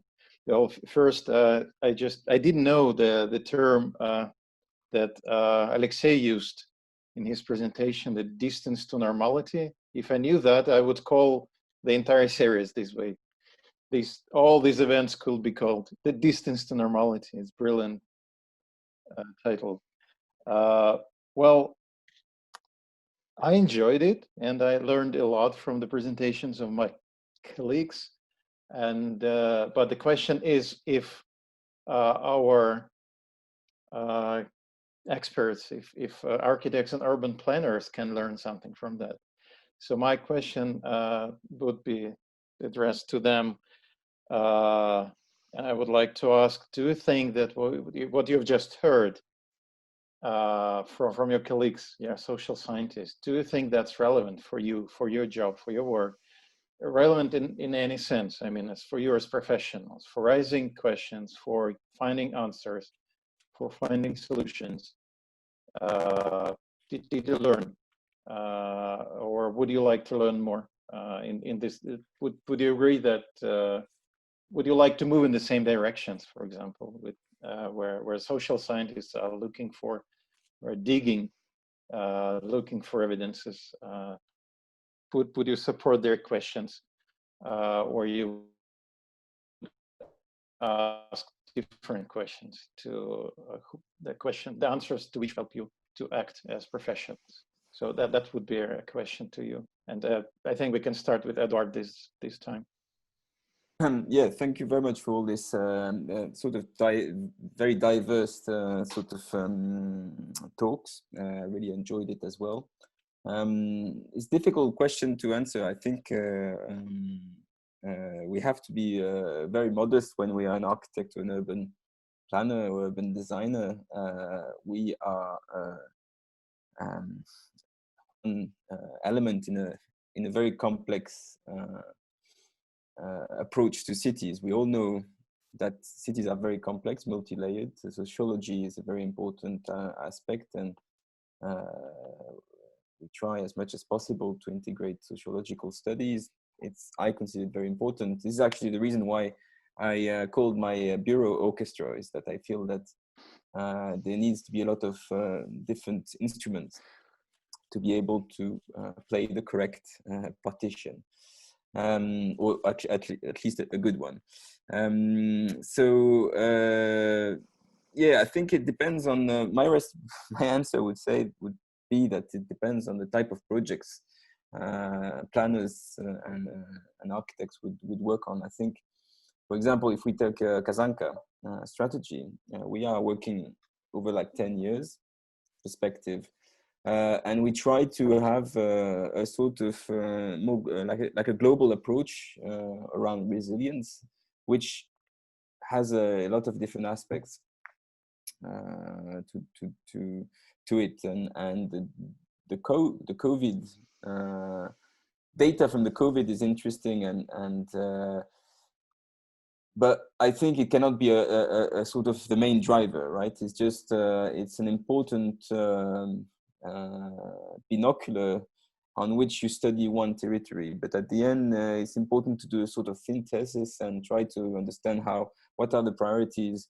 My question is a very maybe naive and stupid question, is okay, we have the COVID, the situation can go worse. There could be a second wave, a third wave, a fourth wave, but at the end, we will most probably recover it. From it, what is the next thing? Is it another pandemic? Is it a heat wave? Is it a rising water? All this poses a lot of the same questions in reality, in terms of segregation, in terms of inclusivity, in terms of trying to care for the most vulnerable people to these changes. And sociology is an important tool to understand these things. But I would just do this sort of bigger, like this perspective, like what is our priority? If you look at a territory for 10 years, should you really switch all the strategy around anti-pandemic? I'm a little bit suspicious about this sort of one aspect. I think it's important to keep always our mind into a multidisciplinary, like multi-approach, multi-problematic approach. Yeah, thank you. Thomas?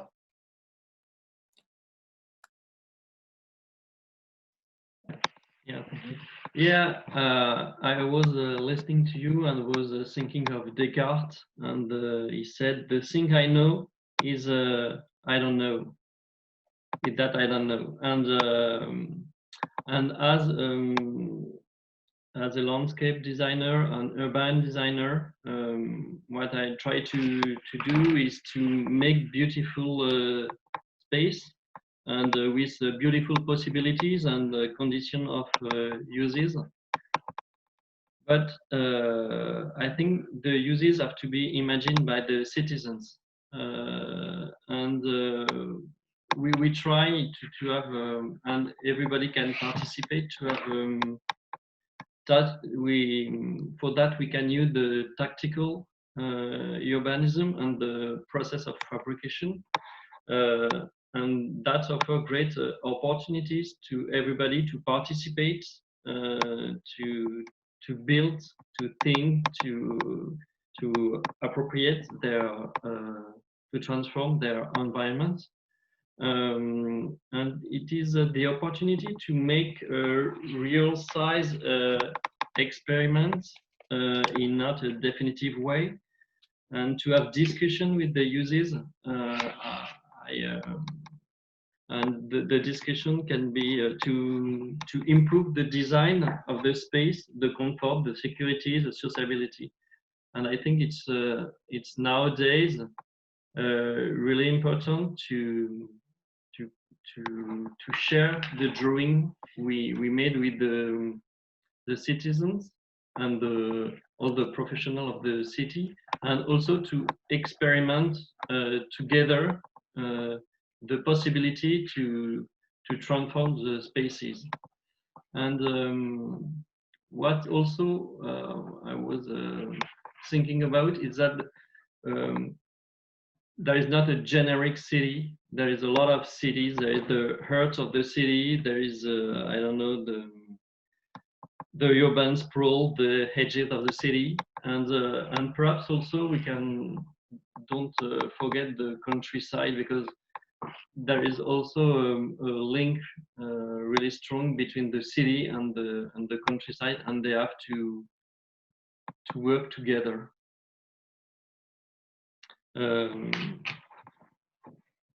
That was my thinking about all the talks we heard. Well, that's very interesting, because that was also my feeling from the first discussion. A surprise for me, because it was, I don't know, a 10th or 20th discussion about the consequences of COVID epidemic that I've been attending. And most of discussions, they invited experts were kind of, well, roughly saying, rude, saying they were kind of speculating about what's going to change.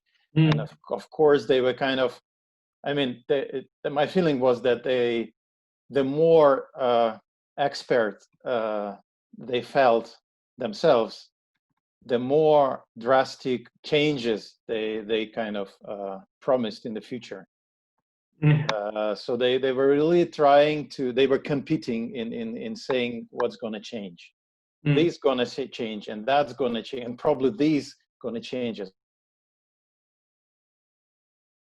Discussion with architects was really a surprise, was that they were kind of, all of them were repeating, we should not try to change our strategy and a strategic approach as a reaction to this pandemic or epidemic. It's just it's happening, and it's one of many other things that the architects and urban planners we deal with. And it does not mean that we're going to rethink our approach like drastically. We should not, they said, we should not try to plan to the unpredictable. But this is the point number one. And the point number two is, on the other hand, we know the real values of the urban life. And the real value of urban life is, for example, social life, socializing, the public space, the distinction between the private and public, and these kind of things. So this is a value, and this what we are going to plan for. I think we have quite an interesting intervention here in our chat coming from the audience that takes up this issue, what we are reacting to and what we should hold as a longer view, as a higher view, as a more important view. And I think in the remaining 10 minutes, I would like to go to questions, go to comments, and then invite all our participants to react to them. One question that comes to us is, how do you evaluate anti-pandemic measures in Russia from within your professional, your field view? And I understand that this question can be answered at great lengths for about another hour, which we don't have. So I ask your rather concise reactions. How do you evaluate anti-pandemic measures in Russia from your field's perspective?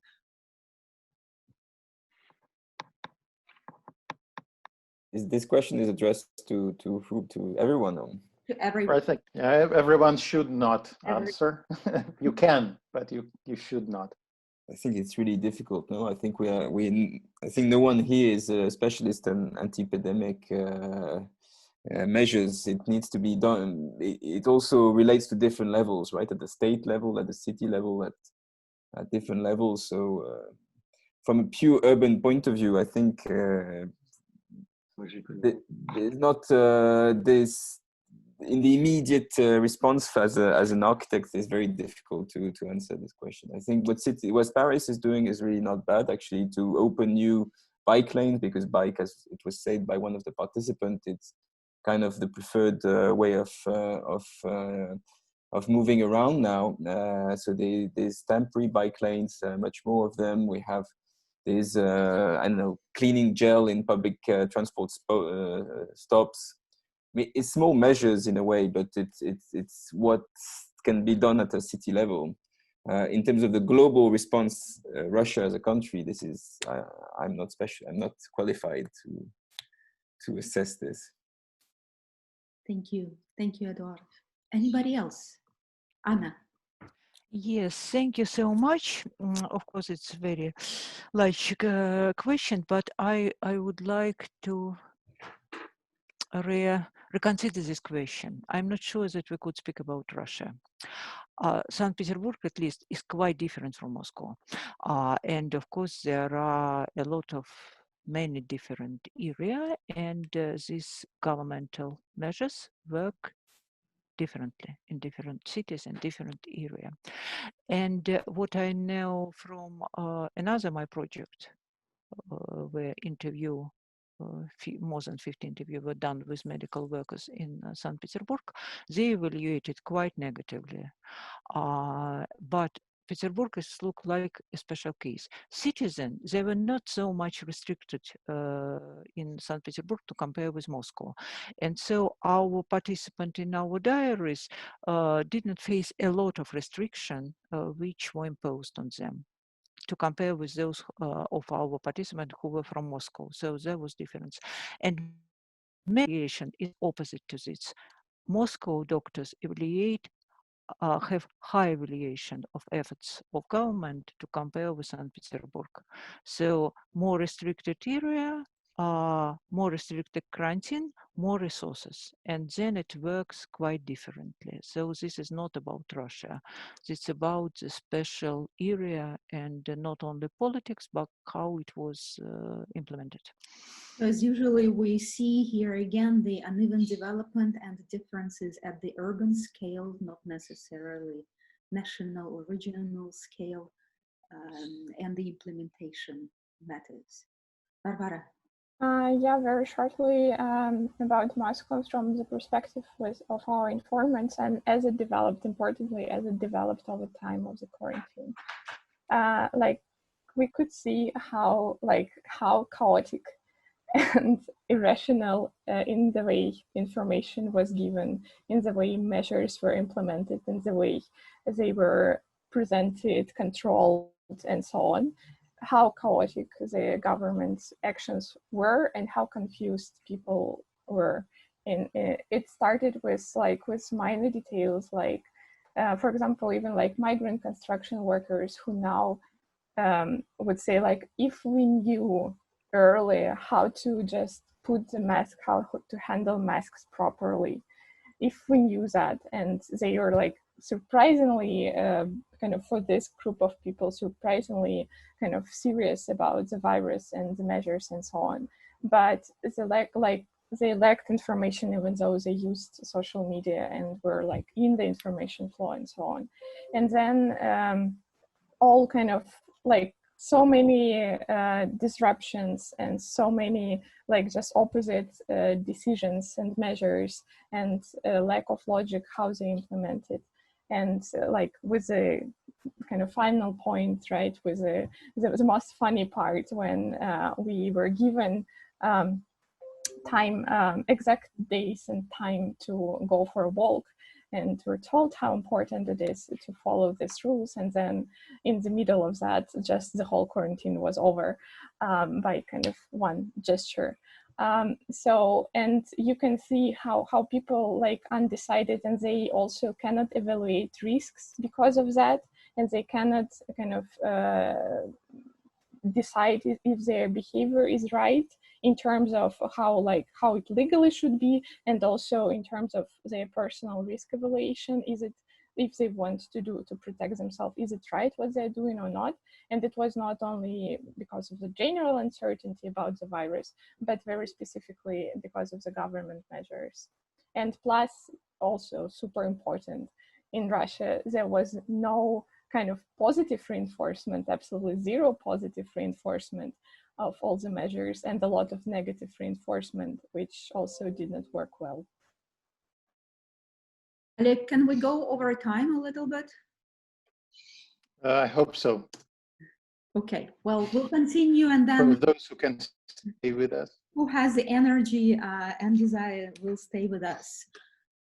Are there any other comments to this question? Any other answers?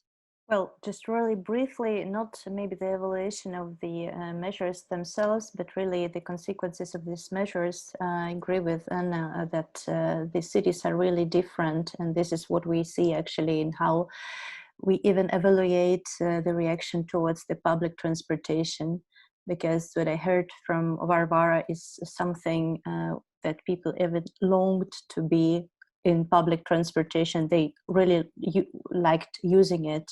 And in St. Petersburg, when we were doing our interviews, we saw that people are trying to avoid in all possible means to use the public transportation even the taxis, even the car sharing thing. And I know from Kharkov, from Ukraine, where my mother lives, that there are strong quarantine measures, that the same people are really, well, the close circle of the family and the friends, people are also really treasuring the moment that they actually can use the public transportation, because the public transportation was actually stopped there for a month or so. So it's really interesting to see how this really chaotic measures are reflected in how people perceive different infrastructures and urban objects. Thank you very much, Sasha. I understand that, as we said, this question requires more time and more attention, but I think a picture of certain contradictions, uncertainty emerges from what we spoke about so far. Going back to an earlier point about the importance of bigger picture and understanding what we actually and really value in the city that extends beyond the pandemic and its necessity, I would like to read the comment posted by one of our attendees.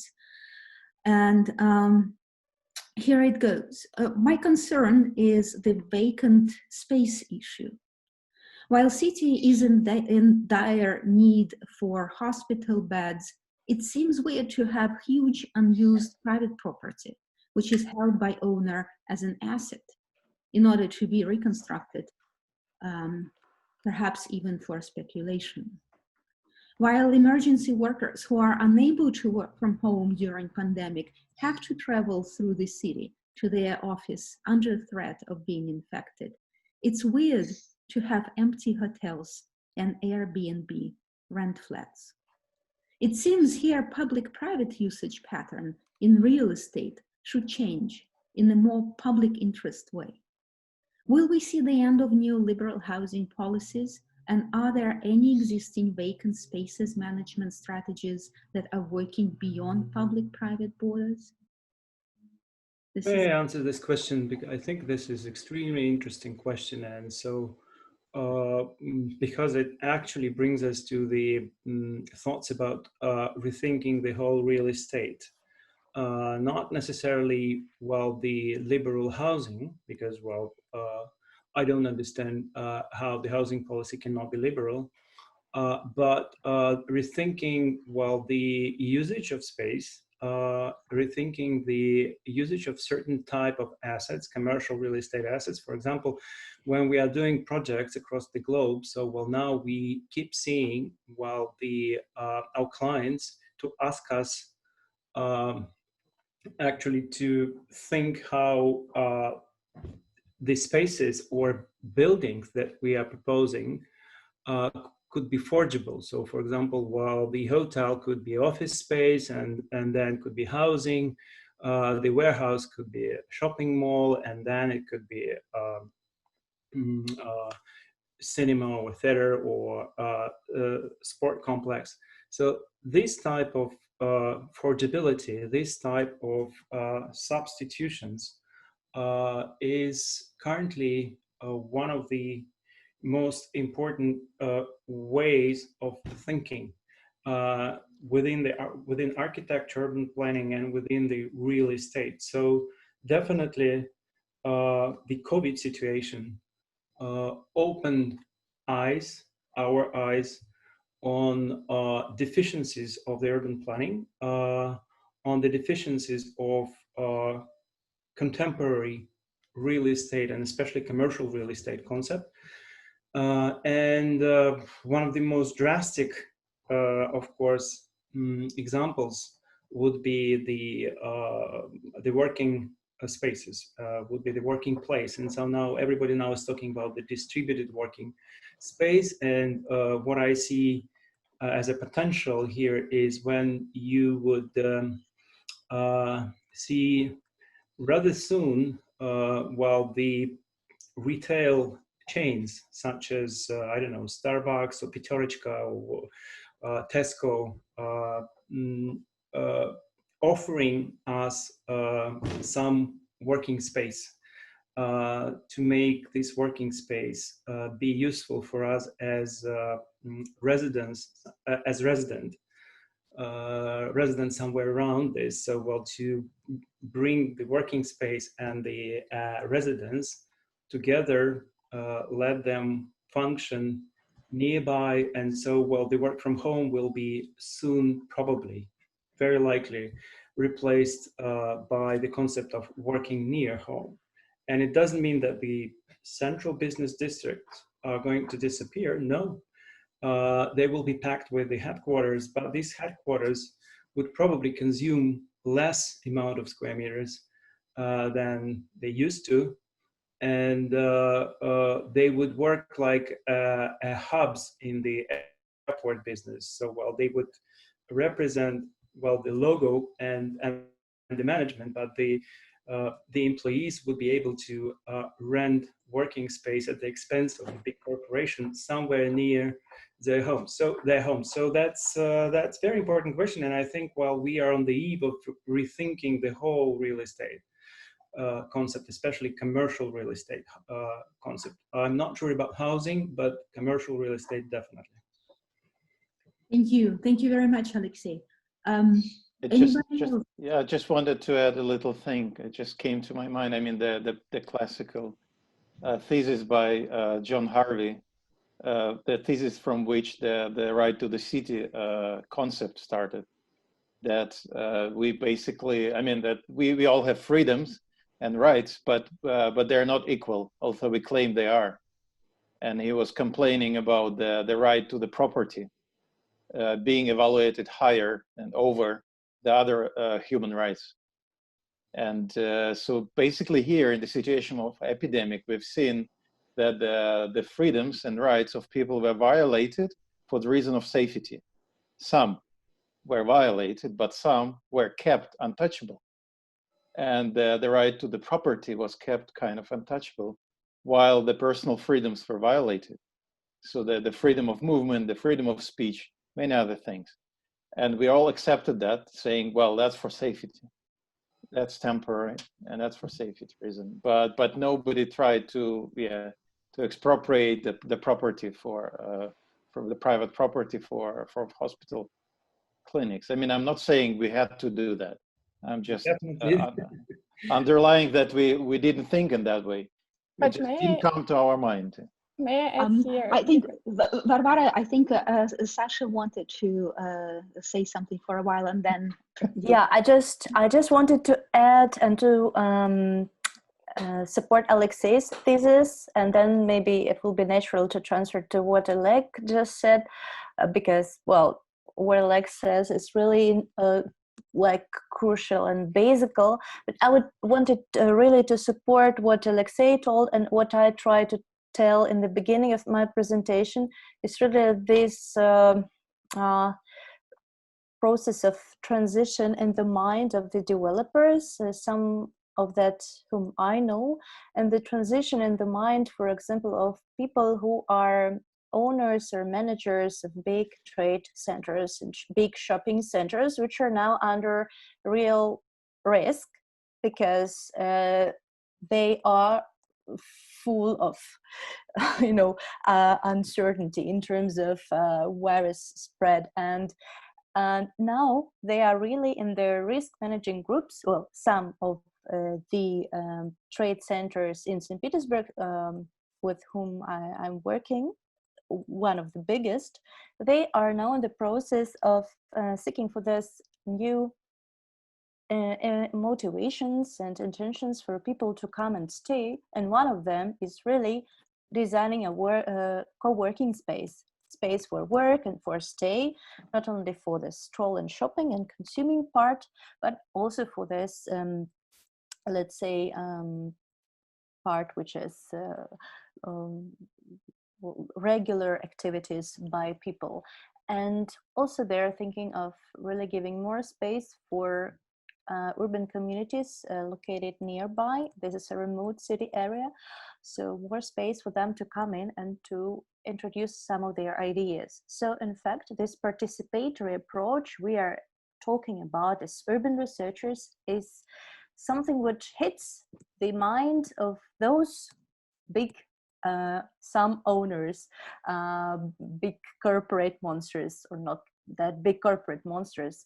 It does not hit them because of their rights, but it hits them because of the things that they should do to somehow transform themselves because of these new things, new issues. So yeah, that's what I wanted to add. Thank you. And Varvara? Yeah, I just a bit provocatively wanted to highlight that exactly this part of the discussion is why nothing new will happen after the pandemic. Because we had a question about social issues, that one of the many segregation issues and inequality issues that were highlighted with the pandemic, and just one of many that really kind of sharpened in this period. And kind of the main response we get is I completely understand that, like, is a response from kind of proper neoliberal capitalist point of view. We're talking about public housing and very irrational and socially unjust distribution of property and even access to this property, right? And in response, we get kind of concerns about large developers that want to kind of find new ways to get even more income and to make their kind of business more sustainable, that even such huge events as pandemic would not bother them in the future, and they can diversify it nicely and kind of get income no matter what, right? And I think, like, I like, sorry, it's like such a basic leftish point, but I think it's really, really important here, and that's what happens at least a lot in Russia in all these dialogues about pandemic and future cities, that it's all goes in consumeristic logic, how people used to come to shopping malls and oh my God, now they don't. How we can make boutiques even more entertaining so they would still come there, and so on. And it's really frightening, actually. And in Moscow context and in Russian context, it's really frightening because we have, like, even kind of even now more strong kind of authoritarian government, right? And constitutional reform and so on, and protests prohibited and violently prohibited during the pandemic, and so on. But all we are talking about, kind of main experts in the field, all we are talking about more nice stores and more easy consumption process and nicer public spaces where people can socialize nicer. Even though Moscow is a city, like, sorry to remind that we came to the moment of almost collapse of the medical system during the pandemic, and it was scary. And that happened also because of all the previous policy of general federal policy, and specifically our mayor in relation to medical system. And that was a lot covered by beautiful urban planning and beautification of Moscow, and just huge new opportunities for consumption, and very beautiful space, very nice. Yes, but that kind of had a huge price, and part of this price we paid now. And that is the thing that we should probably be talking when we talk about cities and pandemic and response, the cities and changes, the citizens' response to the pandemic, and not kind of constant repeats that people like to socialize in public spaces, and we need to make them even nicer, and we need open new shops that are not. Should the shopping malls should offer not co-working opportunities. They should offer the hospital clinic opportunities. So they give part of their floor to it. They should die out, as far I understand, Varvara. But I just want really to provide you with shocking information. We just only thought, but it is really so. Our survey on school children in St. Petersburg shows that they're really handing out only I and know. exclusively in the shopping and the Shopping. trade centers. And yeah, it's really, I know, but you know, it's how to react to their reality from the leftist We point are of not view or adapting to from their the- reality, we are making their reality, and we should not forget about this responsibility. Well, in the land of old European capitalism, in the Netherlands, which claims to pioneer capitalism in the first place, collective solidarity is now expressed in the form of giving all the restaurants our public space, letting occupy sidewalks, parks, terraces, lawns, etc., because they need to make up for the loss during the quarantine. I would like to still read one more comment from our discussion, and I think it was provoked very much by Eduard's presentation. It is a comment and two comments, but they can be taken as questions if we have time for that. So it looks like green infrastructure strategic plans are becoming the new oil for urban planning companies, a new obligatory regulation document for cities, smiley face, and the new oil is in quotation marks. Questions are of two kinds.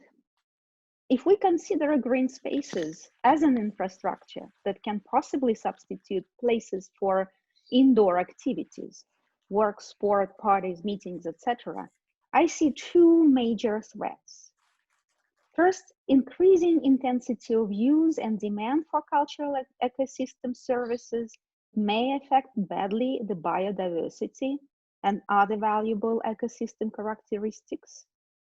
And second, the capacity of open spaces to accommodate this growth of outdoor activity varies in different parts of city based on the city's morphotypes.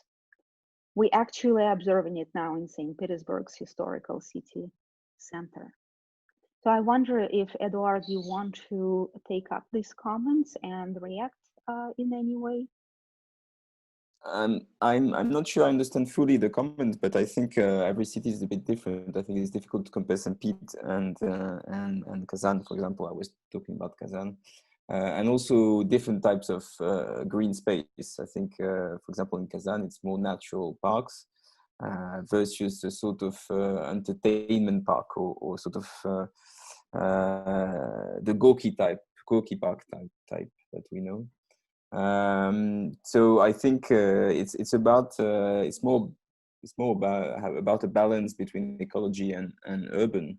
And I think it's important to fight for it. And I come back to Daniar's quote about fighting. I think we're not fighting nature and culture. Nature and culture goes together. We are fighting against sort of new development, privatization of public space, huge amount of concrete being poured along the rivers, destroying ecosystem. This is what we're trying to fight for, and I think that's a valuable fight.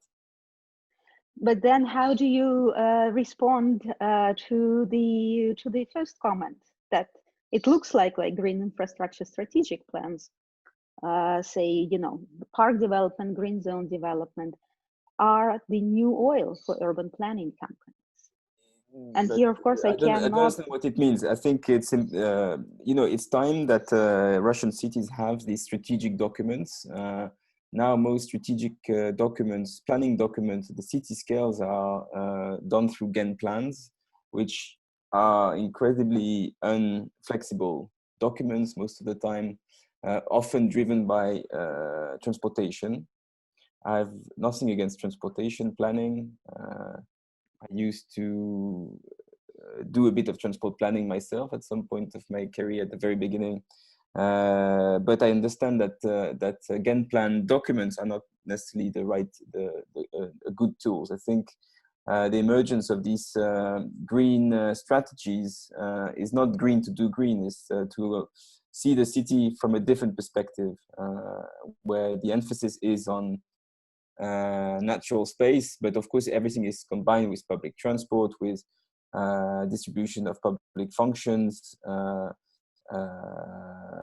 alternative mode of transportations, and so on. So it's integrated, but the focus is another way of approaching the city, but in a very strategic perspective. And I think Russian cities requires this sort of perspective, and strategic, and green strategies are not the only one for that. But it's an important. Naturally. But I cannot stop thinking about the Millennium Park in Chicago or the High Line in New York, which was supposed to become green parks and green areas for the city publics, and instead became fetishes for professionals to showcase to tourists arriving from around the world, seriously undermining local communities and local access. Yeah, in that sense, I agree with you that it's important to understand the users, and it's not just about visitors, not just about the tourism strategy. It's not about attracting visitors, not necessarily. It's also about local communities, and it's a very important aspect. Okay, thank you very much. And I think now it's time to go to the survey, Oleg, and its results. Let's try. Yeah, let's try.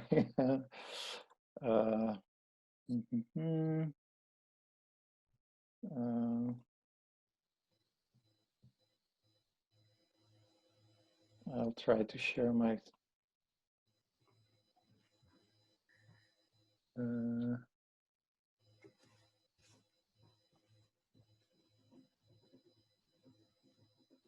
wait a second.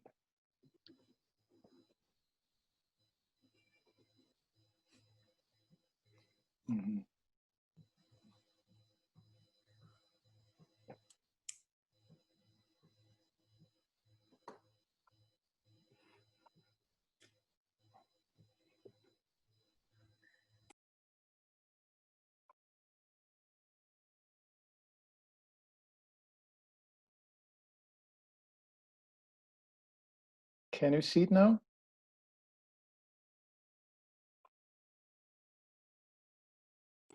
Yeah, we see it. Yeah, thank you.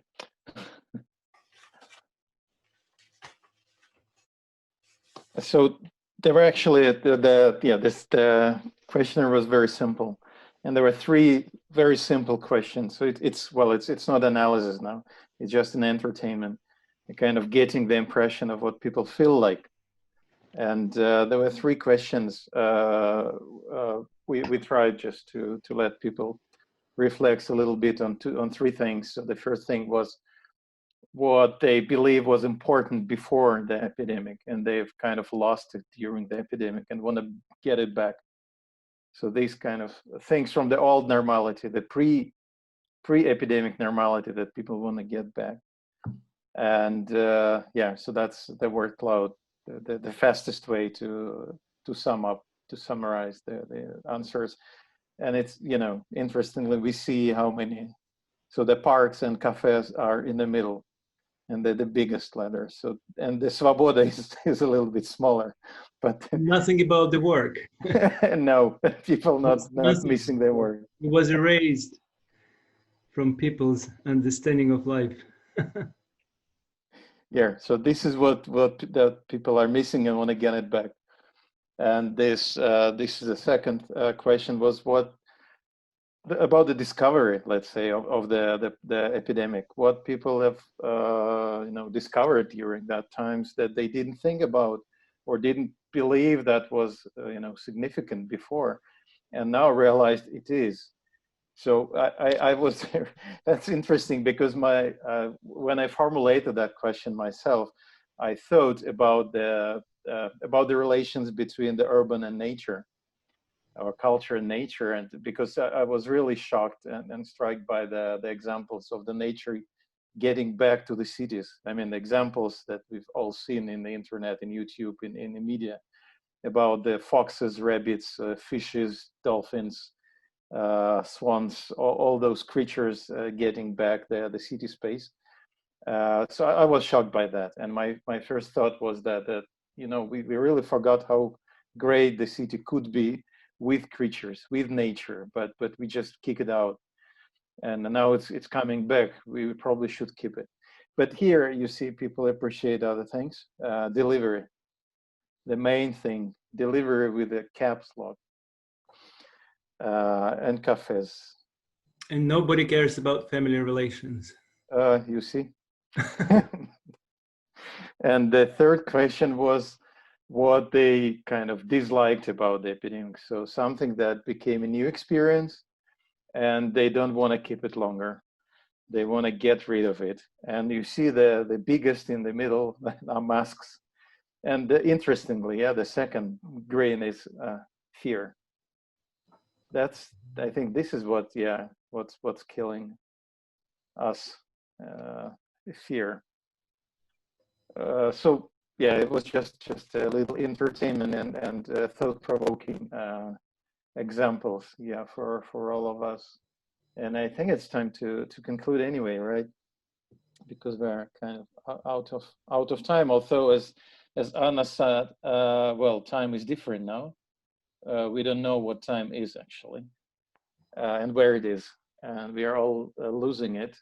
I also think, I think for me, one of the most interesting discussion on an issue that we unfortunately did not have enough time to go deeper in was the relation between, well, what was the space issue. And because in all the presentations we were listening to, the issue of space was, you know, approached from different angles, and we've learned that the space is getting more fragmented in the epidemic times. I mean, literally, it's now split in 1.5 meters. All is organized about 1.5 meters. But we also learned that the space, there is no just a space, yeah? As Varvara gave very nice examples saying that there is a static space and dynamic space, and you just cannot organize them in according to the same rules. It just doesn't work because the principle is different. And you, when you plan it, you should plan it differently because people behave differently in a static and dynamic space. And what Alexei said and Varvara also said about the relation between the time and space, yeah, so it matters. You cannot just plan it as space, no sense. If you want it to work, you have to plan it by taking time into consideration. And as Anna showed us, the epidemic or quarantine or lockdown time is very different. And probably, I don't know if time is objective or subjective, but part of it is definitely subjective. So when we care this new feeling of time with us and carry it with us outside of our houses in the space of the city, then we probably behave differently now. Yeah, with this different feeling of time. So all these kind of things, I think they will affect our approach to the planning as well, to organizing the space. Let's call it, yeah, in a wider sense, because I think social scientists they also participate in organizing the space as well as our architects and planners. So that's this just one of plenty of things that our discussion forced me to think about, and I'm very thankful to all of you for provoking my thoughts and for provoking thoughts of each other. And I think that the main purpose of these kind of meetings and events is just it's a kickoff. It's to push us think of something that probably didn't come to our mind before. And it happened to me with this discussion. I really hope that it happened to you as well. And I would like to thank all of you, to thank Olga for co-moderating and helping me. And only those who have been moderating such online discussions in Zoom can appreciate how valuable the help of co-moderator is, because it really makes you insane. And I would like to thank Anna Krasnova, who helped a lot, and she's an invisible magician who makes it, all these kind of things happening. And she also helped us a lot with this Google survey And yeah, I would like to invite all of you to the lecture by Thomas on the 9th of July, right? Organized by Francis. Yeah, thank you. And it has very intriguing title, I think. So the main line of our discussions, I'm pretty sure it will be continued with this lecture. So thank you very much, and thanks a lot. Thank you all. Thank you very much as well for a fantastic discussion. And it's great to see that architects and non-architects can have a very productive and intense conversation. And I think that's what Building City Now will be about in the coming years, bringing different urban practitioners together for productive work. Thank you. Thank you. Thank you. Thank you. Thank Thank you. you. Thank Thank you you. very Bye. we see Bye. Pascal. Very interesting. Thank you. Ciao. Thank you. Ciao.